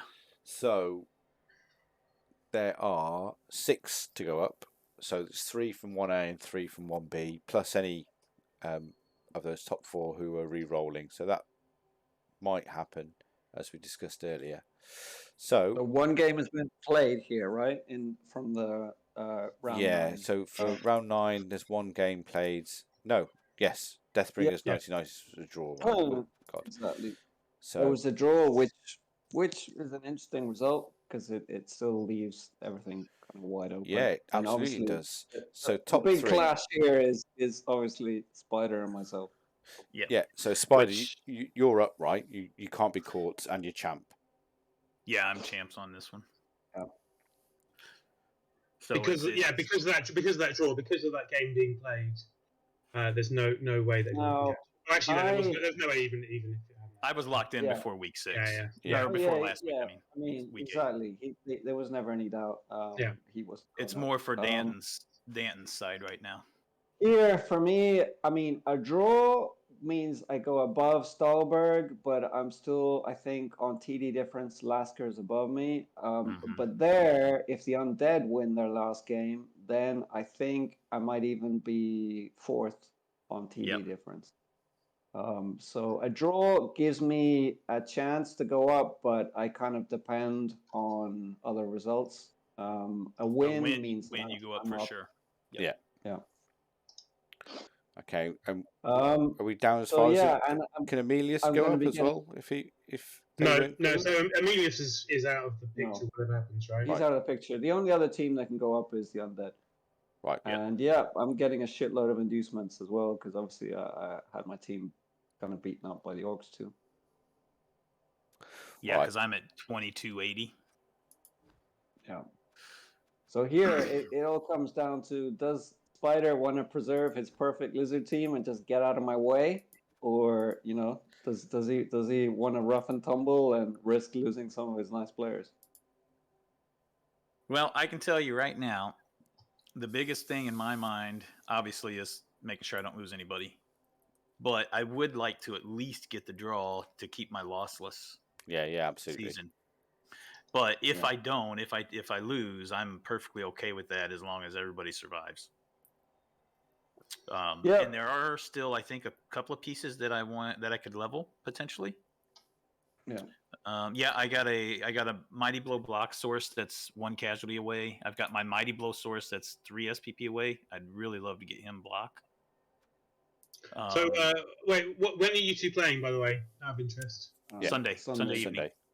So the other game will have actually already been played. So you'll know whether Studios won or drawn or lost his game When is he playing his game? They're playing their game on Saturday. So Okay, yeah, yeah, so we'll know. yeah. So yeah, that will help, I guess. But yeah, I mean, inducements wise, I've kind of taken a rough look at it. I'm pretty sure. I mean, I'll probably be getting. I mean, a wizard and a bribe. I imagine they'll both be factoring in. Um, maybe I mean, star player wise, what's he called? Mighty Zog is probably a decent option for this Zuggy. game. Yeah, Yeah. he's not a bad one. Cost wise, I think he makes more sense than Griff because I mean Griff is obviously quite a bit more expensive, and the Lizards have quite a bit of tackle, so it doesn't really make much sense to put Griff in. And you're getting 670, I believe. Yeah, so I mean, I can definitely fit in Zug, Wizard, Bribe, and then maybe I could even get I'm missing a Blitzer, so I could even get a Merc Blitzer, maybe with tackle, just to have a bit more tackle, because there's a lot of dodge on the Lizard team. Yeah, a lot of skinks, isn't there? Dodge. Probably something along those lines. Oh, I don't care about tackle. I'd still get Griff. Like movement, is he movement 8 or movement 7 with sprint, short feet, whatever he is, and Agi 4 is just and strength. I've got the two good catchers as ball carriers. I mean, yeah, but for skink hunting purposes is what I'm thinking. But fine. Yeah, but he's not tackle, right? Zug is a piece though that helps you kind of fight a bit with the lizards, the bigger pieces. Zug doesn't have guard though, does he? Automatically. No, but he's strength 5 block. I mean, you can still. He's solid. I thought he had guard. He replaces your ogre basically. Yeah, he's like a reliable ogre. A bit slower, but basically, yeah. So having block makes him more reliable. Absolutely. Yeah. Okay. So we'll see what happens. Yeah. Or you could just go halfling chef and 3 extra APOs. Yeah. But that's unlikely to win me the game. That's unlikely to happen generally, though, isn't it? Yeah. I mean, I've seen Stranger Things. If Sundrop is in my face, then that wizard is specifically there to take him down. Yeah, and then quit, never play again. And actually, the last time that we played, that's exactly what I used the wizard on. Yep. Badly hurt him, use the Apo in the first half, and I actually managed to take him out again the second half with a foul, but it was only a KO. He's immune to fouls, Sundrop. I think everyone on this call, apart from you, Spider, have fouled Sundrop. I'm pretty sure. He's immune to everything. I fouled him about 5 times. I'll have to pull it up again. I know I pulled it up a few weeks ago when Korn had asked, but because this team's played a bazillion games. I can get it up in a second. 226 games, and he is the only guy left from the original team from the first game. Yeah. He's played 222 of those 226, so he's only missed 4 games. You in say 226. You say he's immune to everything, but that's absolutely. There's always they're going to be the first and the last time when he no longer was. Absolutely, at some point it's going to happen, but I mean, that's just stupid insane. Yeah, it's crazy to only miss 4 games out of 226. I mean, that's nuts. On average, he should have been rocked to death by this point in the season, right? Absolutely. Spiders, you're on. When did you join with this team? Did you join at the beta pre? Yep. The division has been sorted. The seeding season, yeah. I believe, I could be wrong, Stahlberg might be there too, but I believe this is the last team that's played every single season continuously, not taking a season off or anything. That sounds sensible to me. You play OCC and BB1? I did not. I was going to, but it was like the season or 2 before Blood Bowl 2 was coming out, so I decided at that point to just wait for Blood Bowl 2. Right. And where did you play BB1, Spider? What did I play? Did you play BB1? Or did you play a lot of BB1? No. Or? Oh, yeah, I played a lot. I ran Goblin and BB1 from the very beginning, and several other leagues, Rumble, mostly U.S. leagues at that point. Sure. And I did a lot of the battle tournaments that Glota ran if you guys Oh remember yeah, him. I played in a few of those. Yeah, I played in a lot of those tournaments. They in were for Montana. like league champions of other leagues, right? Yeah, Or teams that qualified from other leagues. Yeah. Yep. So yeah, it was. I did play between Blood Bowl 1 and Blood Bowl 2. I've probably played somewhere between probably 5,500 to 6,500 matches, Sure. and that's not counting fumble or tabletop, actual Yeah. tabletop tournaments and leagues. Yeah. Yeah, you're quite active. I played way more Blood Bowl 1 than Blood Bowl 2 because I only came to Blood Bowl 2 in the pandemic. Mm-hmm. Oh, right. I've probably got somewhere close to 10,000 total matches across every format. Yeah, it's a lot of games, man. And almost all Lizards and Khemri. You'd be surprised. Yeah, That's yeah. definitely the majority for sure. Yeah. But I've tried my luck with pretty much all of them. The only teams that I hadn't played serious were Chorse, Dorse, and Necro. But here in the last year or two, I've played a Necro team and a Chorf team in Goblin just to kind of see what they were like. Yeah, I think you've got to play as most teams after a certain level just so you can see what they are like and how to counter them and where their kind of weaknesses are, because you only ever see that properly when you play them. I've never done a serious dwarf run, and I never will. Well, that gets you points on this call. I can tell you that much. I've done one CCL run with them, but it was like 25 games or something. Yeah, I've done 50 games with dwarfs, and that was enough. I've played maybe 2 matches with them, just goofing around with them to have fun, and that was enough for me. Yeah, it was enough to realize that it wasn't actually fun. Yep, it's not my style of play. Yeah, Khemri really suit my style. Lizards, with the way I play them to my style. It's interesting. Lots of people would say Khemri and dwarfs, similar control. not too dissimilar. They are, but and they're not too dissimilar in a lot of ways. They're both slow. They're both position control teams, but they're done in completely different ways.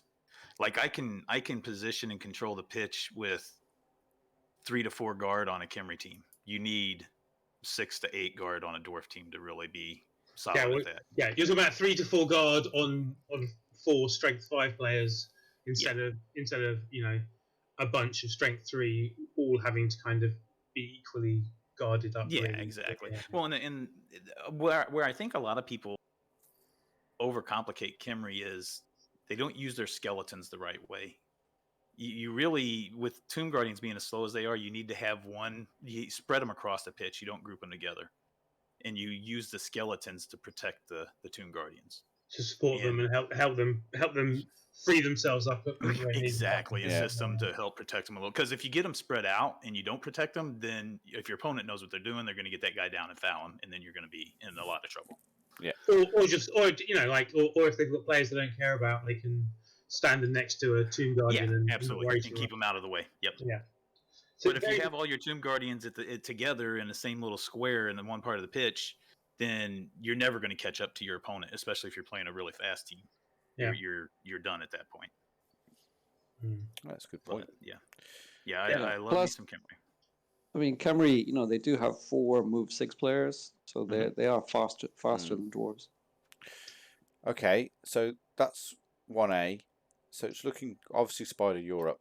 So it's then between Lasker, Stolberg, and Danton, and Swedo to decide. But if I don't think any of the 4 from the champs are dropping, are they? Guido said he might earlier, but I don't know if he wins. I don't think he'll drop because you'd want to defend your title, wouldn't you? That sounds like you saying that because you think that yourself and not like from the words that Guido has said. I think fair enough. Fair enough. I wouldn't be surprised if you win the championship. It's also nice to go out on a high, right? Yeah. Absolutely. Yep. Yeah. We've seen plenty of defending champion teams finish in the Khornight position or be destroyed. So yeah. I'd say if he wins it probably would maybe be around a 50-50 chance. And if he doesn't win, then he's obviously gonna reroll. So so that's good for you, Danton, and Swedo, really. If he does re-roll. I mean, I'm not sure what it's 1B is like. But... I mean, maybe. Well, Yeah. we're going to have a look now. So I just wanted to, just to say what's likely to change Do here. we want to We're going to do look at predictions this for week's matches? Oh, yeah, let's do that first. Let's do that and then we first. can look at- Yeah, Okay. quickly do the betting for this week. Okay. So average pros. One game's already played, so Average be quick. pros versus Black Company Leftovers. So average pros. Let's have a look. When I finally find them, average pros is Weblin's Union. They're 15-20. They Bottom right. have 8 players for this game, so there are a couple of owners on there. Catches are quite nice. One brilliant one with Frenzy and Jugs, which is good. But only strength 3. Well, the other one is even nicer with strength 4. And Yeah, mighty strength blow 4, tackle. Blodge, mighty blow tackle. That's really nice, actually. And then The one's frenzy got me strip. in our game one time because I forgot about it. Yeah, I really like having Jugs on an elf team. And combined with Frenzy, it's even better. It's the perfect frenzy piece as well because it's move 8, so it Yep. has a lot of range. It's got Yep. it's a blood stepper, so it's no counter surfs available. no easy Yep. counter surf on it, and Jugs, which is perfect. Yep, it's a really good piece, and I know firsthand.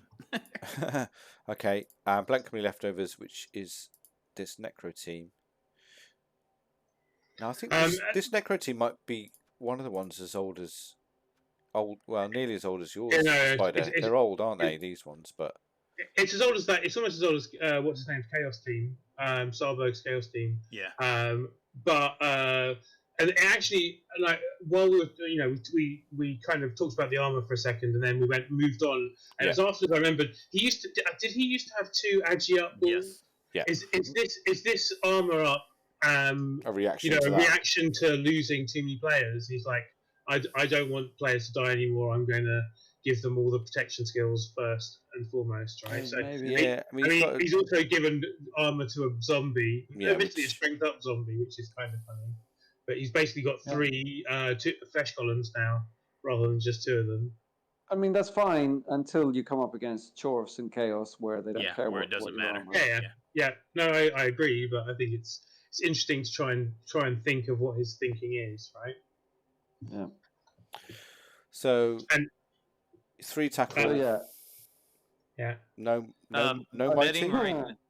betting right now. Khornight went with the draw, and then everybody else so far has went with the Pro Elves. I'm sorry, Khornight went with the Necro to win, not a draw. Yeah. I don't think that's likely. I think I'm going to go for the pros. I think for this one. Yeah. He's only got 3 tackle. Khornight desperately needs points, so he's doing the different thing. Well, actually, like I can't remember my logic on things. I think it might have actually just been that pros are a bit, explosive, and they can go one way or the other. I think it's an acceptable bet to go either way, and like not just the Necro don't just have 3 tackle; they also have 2 frenzy that kind of add to their damage potential against this. But they don't have a single mighty blow. Nope. Yeah. And having played the Pro Elves last week, he's a very good coach and he plays them very well. That's why I was, as soon as I seen this matchup, I was 100% with the Pro Elves at that point. Okay. All right. Next one is the big one for the call. So Liz Orkamen Cola Guzzlers versus Celtic Tigers. So there guys, you go. You got the name perfect that time. I'm a professional. Khornight's a contributor, a babbler. Yeah. not the host. Go on, Danton, you go first. Let's hear what you think, and then we'll have Spider, then me and Khornight. I mean, chip in. we've actually played twice and won one each. The way obviously the state of the teams currently, if Spider had to play for the win, his team would be the big favorite, just because it's at this stage it's a very nice looking lizard team, especially compared to my battered humans. But Spider doesn't really have anything to play for, so I've gone for a win because I have to play for a win as well. So psychologically, that's where my head is.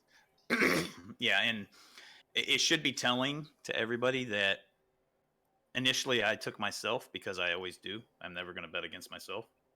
But I did change it to a draw because I'm really not going to be playing for the win at all. Yeah, you're playing to defend. as you said. Yeah, the earlier. only way I win this is if I just dice the absolute crap out of him. And everything goes completely against him. That's the only way I'm going to win this one. I mean, So I went with the draw. Even a draw is to say that Danton, I think, like Danton having a natural one turner, like draws are pretty much the. You say that as if a natural one turner is a click end zone, score, which sometimes it is, but there's kickoff events that screw you. Yeah. B, there's double ones that happen. Yeah, you still have to roll the dice. And you need to get the ball. You still have to get the ball in his hands. There's a lot of things that can go wrong. Yeah, I'm usually arguing your point, but yeah. It should be noted that I'm a one push one turner, so I mean, really, we kind of cancel each other out at that point. Yeah, because I've got a move 9 sprint sure feet guy. So but what's his name? The Fecker, has catch and AG4 as well. He does. Yeah, absolutely, he does. That makes it easier for him. Absolutely, less dice rolls. But I can. The most difficult role for me is the leap, basically. Yeah, and if I need to, I save a reroll, and I have a reroll for my chance, which isn't terrible because I have three other skinks that are edged.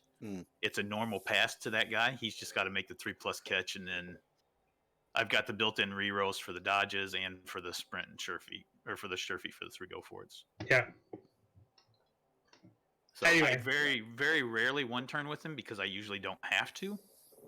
But I do keep him on the bench until I have to put him on or for a turn 8. Yeah. So Ethelred, which way have you gone? I've gone for a draw. I've gone for Danton because I think Danton wants it more for the reasons Spider's just explained. So I've gone for Danton. Yeah, but then it comes down to dice. Yeah, I mean every game we could say that about every game. Every game comes down to dice, but obviously there's a coach factor, right, and team factor as well as dice. At the end of 16 turns, whoever's got more touchdown wins. Here, I think the situation means that there's a lot in my favor in terms of me, wanting to win and Spider wanting to preserve his team. So normally, Spider is throwing Sundrop right in the middle of everything, and here I don't think he's going to be doing that. No. Nope. Sundrop will not be doing 3+ dodges into tight cages to get the ball out. Yeah. No. Plus, he's also like what he mentioned earlier, very aggressive with his skinks, and I don't think he's going to be pushing his skinks right into my backfield. No, I'd be looking after them, I think. Yep. Especially the 3 AG4. You want to keep them. You want to keep them for at least and game one. I do have the champs, so. I do have a mighty blow tackle palm blitzer who can have skinks for breakfast if they come and visit me.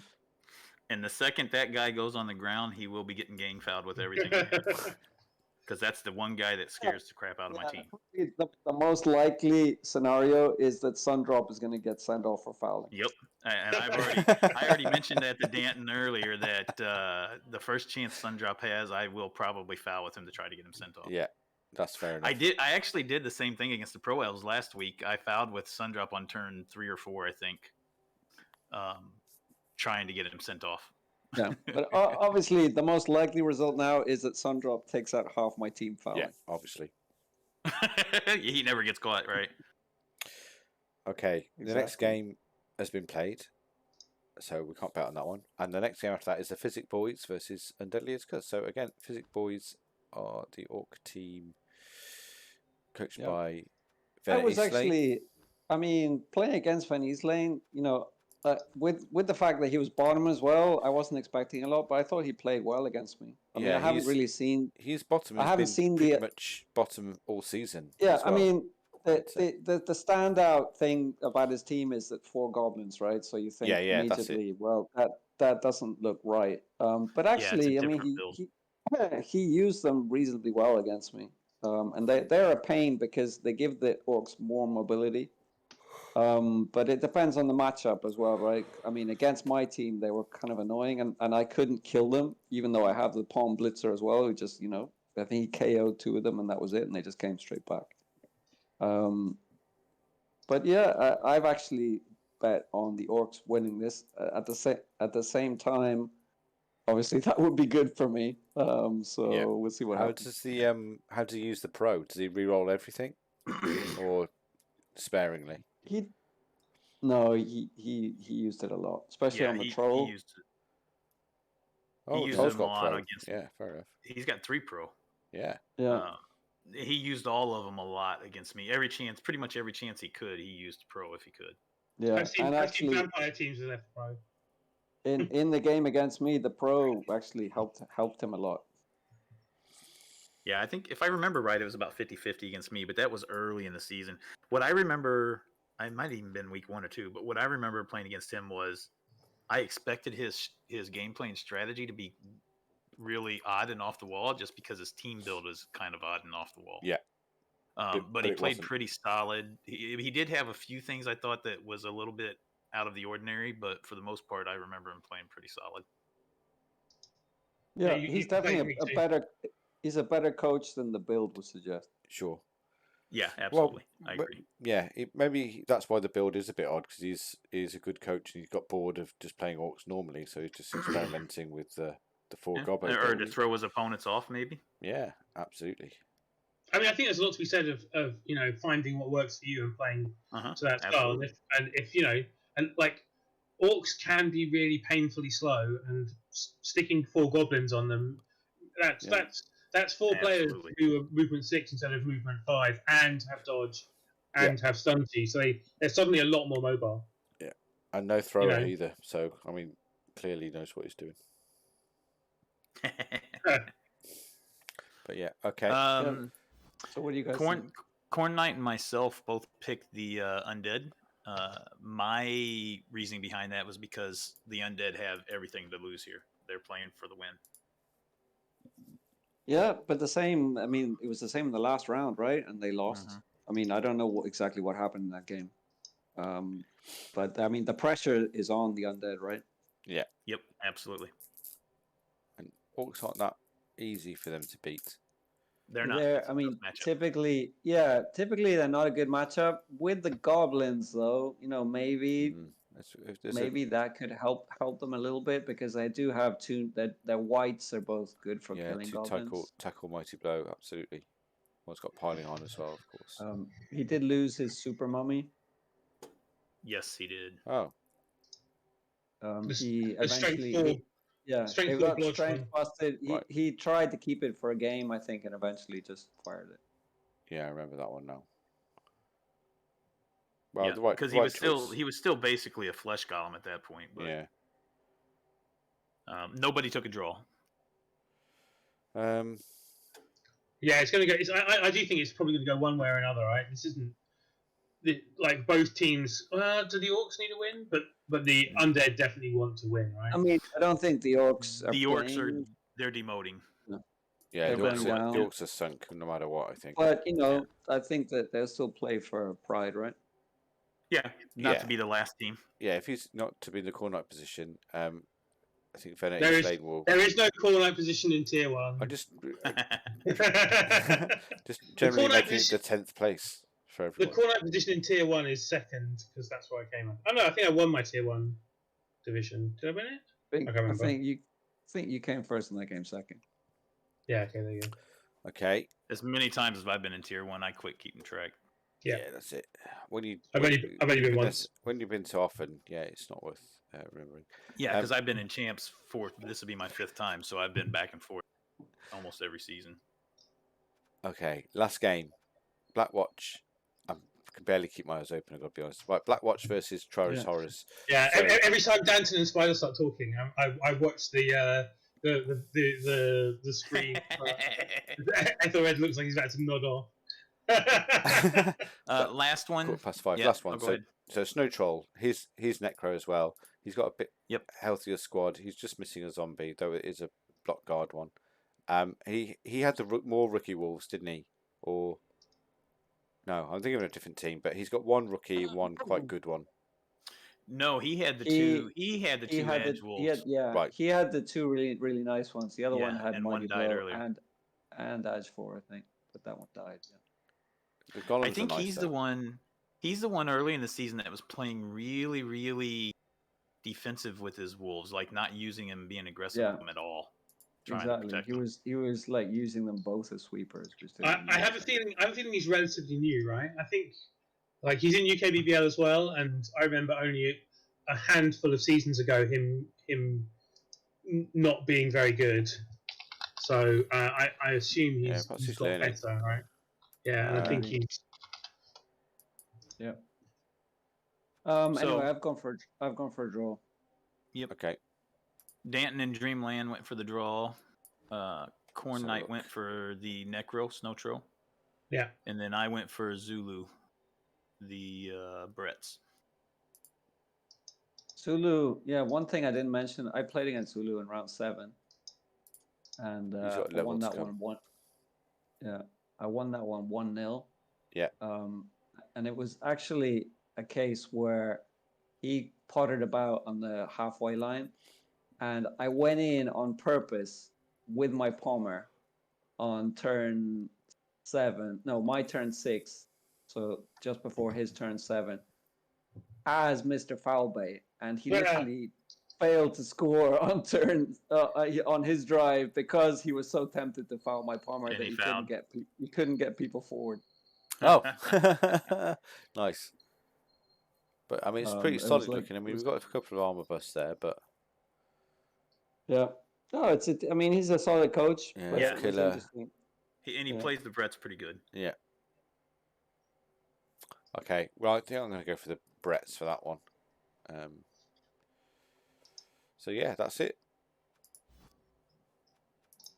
Thanks, guys. Okay. Should we have a quick look at Awesome. Look at one, one B? look at 1B just to see who's Oh, at yeah. the top. to work out who's coming So up? points wise, just quickly, how many points Let am me I on? just flash that up. Let me have a look. Yeah, because Danton wants to know because he wants to work out whether he's in contention for the what would be the 7th slot, right? So if someone drops out from who would stay up in tier 1? Not the What not do the you want me betting to? points. Not the Excellent. betting Hang on, points. I can. Do you want me to Hang put it on. on? I think I'm on 3-3-2. Hang on. Right, so I'm on 9. I'm on 12. Right, so I'm on 12 currently. And what is the 4th place team on here? They're on 13. 13. They're on 13, right? So they're actually. So for me to come 4th, I need to at least draw, right? So I would be on 13 if I come 4th. And from 1 through 6 still have to play this week in this division. Yeah. So the guy that's 1 point ahead of you is still playing. So I would probably need 2 teams to drop out. Or to actually win. Yeah. Or to win. Yeah. Or to win. No. What I mean is if I don't win. Yeah. Yeah, if you don't win. Yeah. No, if I win, Yeah. I'm up. Yeah. But yeah, so you can't really rely on 2 teams dropping out of the 4 who are going up. I think actually 3 of them have already said they're staying. So if I draw, I mean, I still need Sweden. Sweden would still need to win, right? So yeah, it depends on that first. Okay. So this is 1B. So yeah, your hopes of avoiding claw teams are dashed, I'm afraid, because MB Carmack is currently the number 1 position. But It's only it's one. 3 elf teams. 3 elf teams. And one claw team. MB Carmack is famously not very claw. He's got 1 claw, and he is a claw bombing jugs tackler. Yeah, but you can handle that.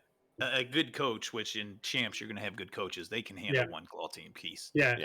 I can easily manage that. It's the teams like Stahlberg and RTSD that has 4 and 5. 4, 8 or 9. And 3 of them are true killers, right? Yeah. Luckily, Stahlberg lost one of his murder. Yeah, his team's got beat up a little bit. RTSD's has got beat up a little bit too. Yeah, RTSD lost a couple recently, didn't he? Yeah, so. Yeah, but I mean, those 2 Chorf teams that are going to be staying up, they're pretty. They're pretty horrible. Nibbin and Ant-Man, yeah. Yeah, still not quite the level of RTSD though. Right? No. So, yeah. Well, and the thing with those 2 is I can handle those a little bit better than I can RTSDs because those claw pieces are all going to be strength 3. So he's going to have But good but guard positioning. yeah, but one advantage that the Chorfs have against you is that they have a shitload of tackle, which your team Yeah. does rely quite a bit on having a lot of dodge.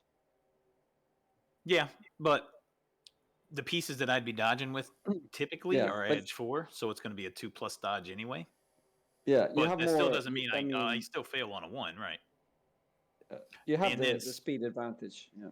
yeah, and then Sundrop obviously, but he's still, I mean, he's dodging wherever he wants on a 1+ anyway, or a 2+. But generally, look at all these elves in 1B. This is a lovely division. Look. Yeah, it's Yeah. a lot of elves.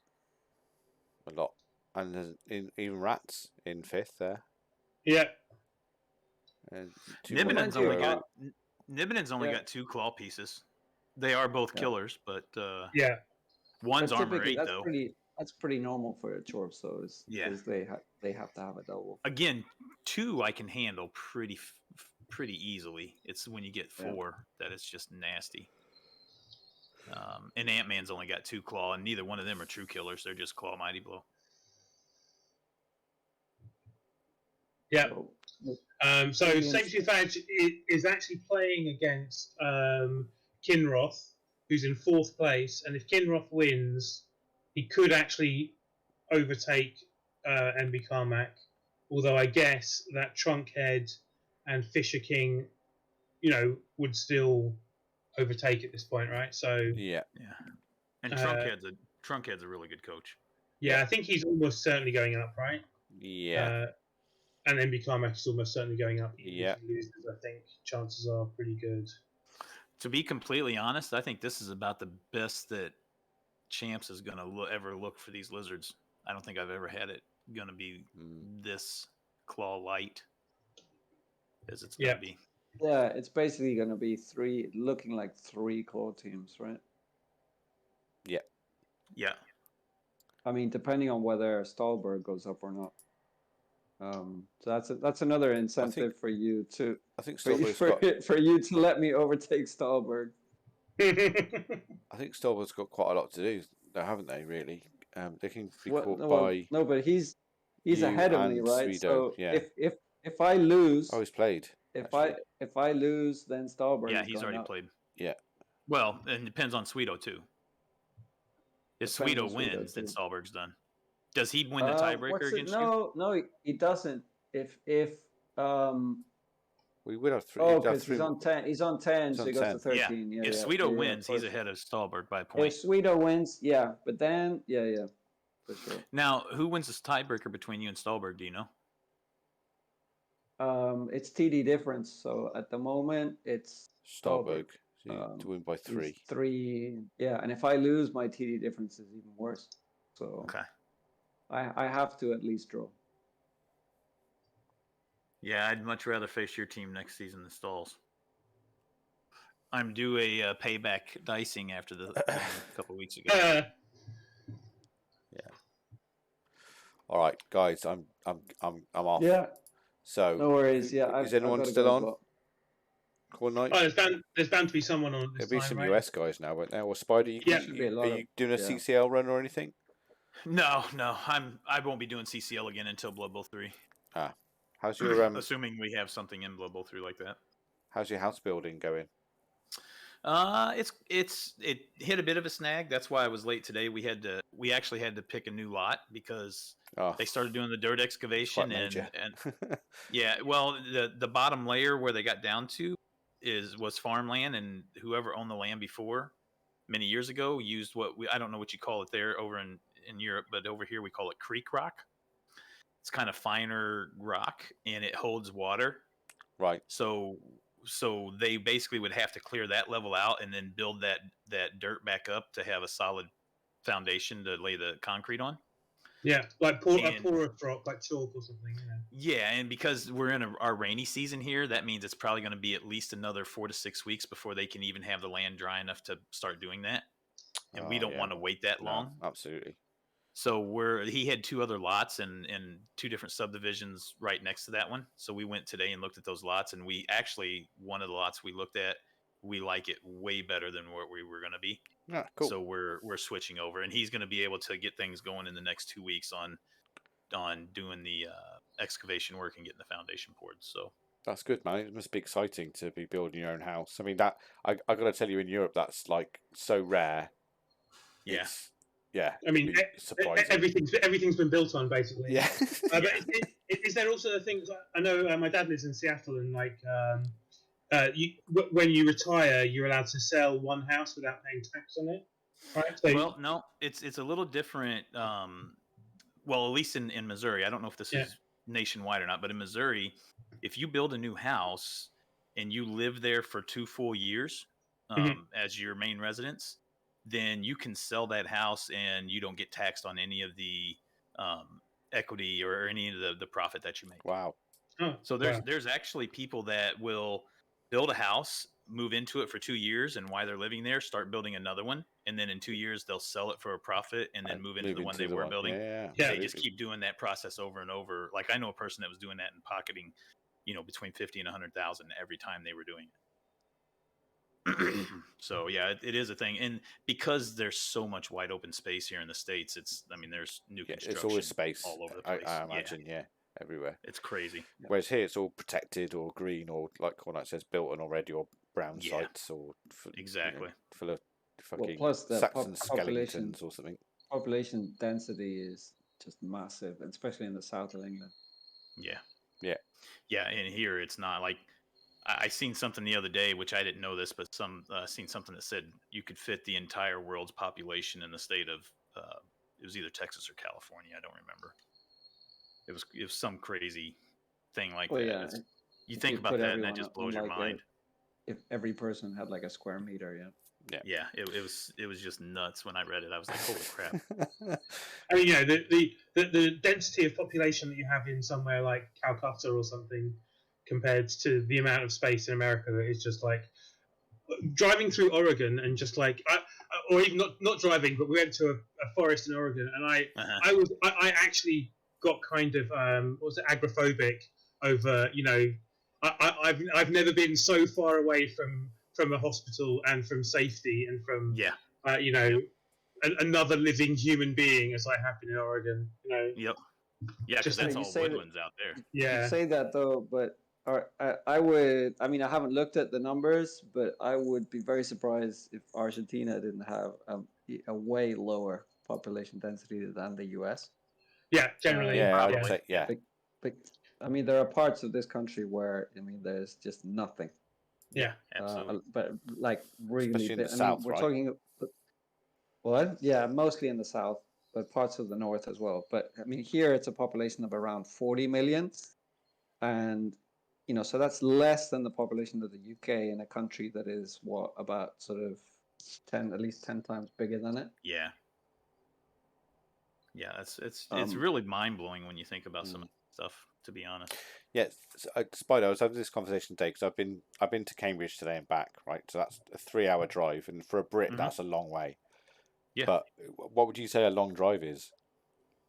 Well, to put it in retrospect, in Missouri, the two biggest cities are on the opposite ends of the state, Kansas City and St. Louis, and there's a major highway that runs directly east-west between them.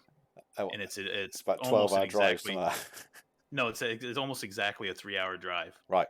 So you can drive completely across the entire state of Missouri in 3 hours, and that's nothing. We do that all the time. Like where I used to live in St. Louis to where I live now in Columbia is an hour. Columbia is directly in the middle of both Kansas City and St. Louis, and that's an hour and a half drive, or 90-minute drive. And I did that at least once a week.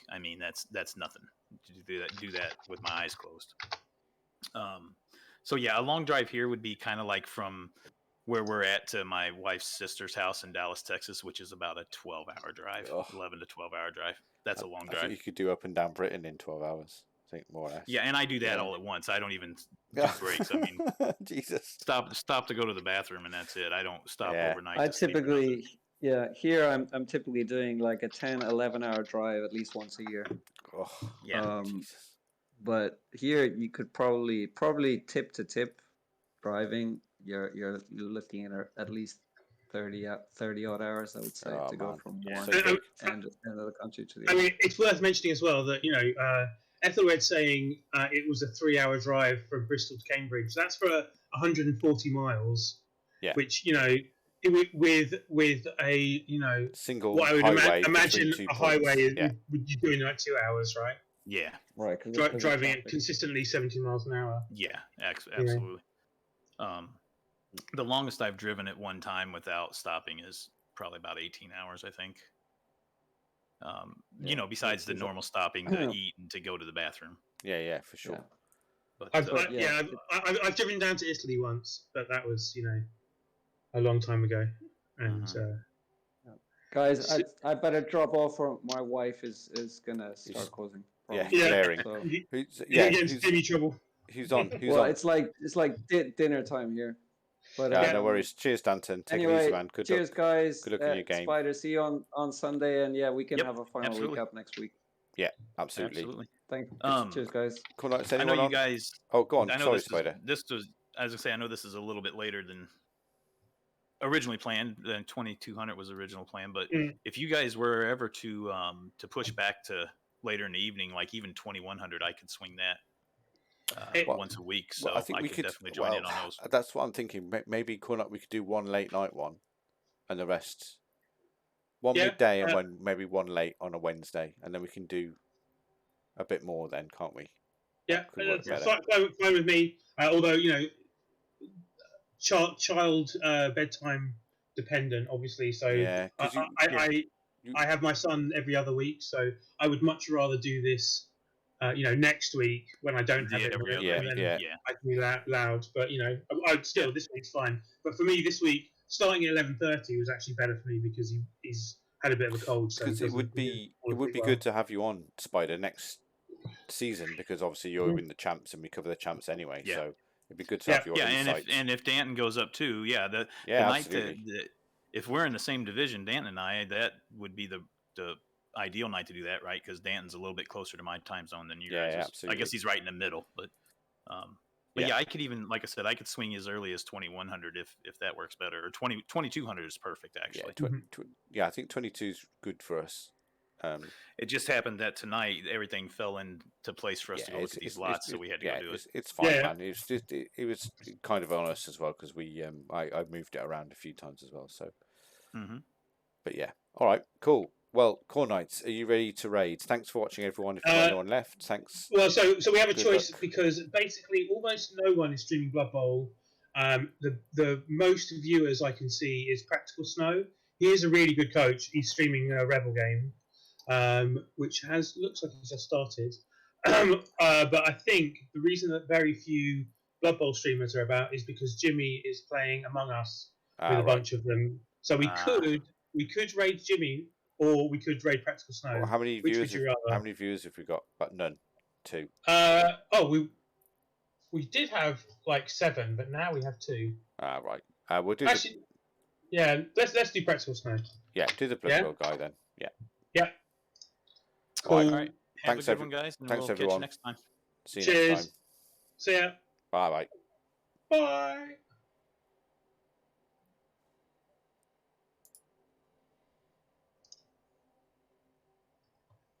There we go. I've clicked the button. Cool. All right. Cheers, guys. See you later. Good night.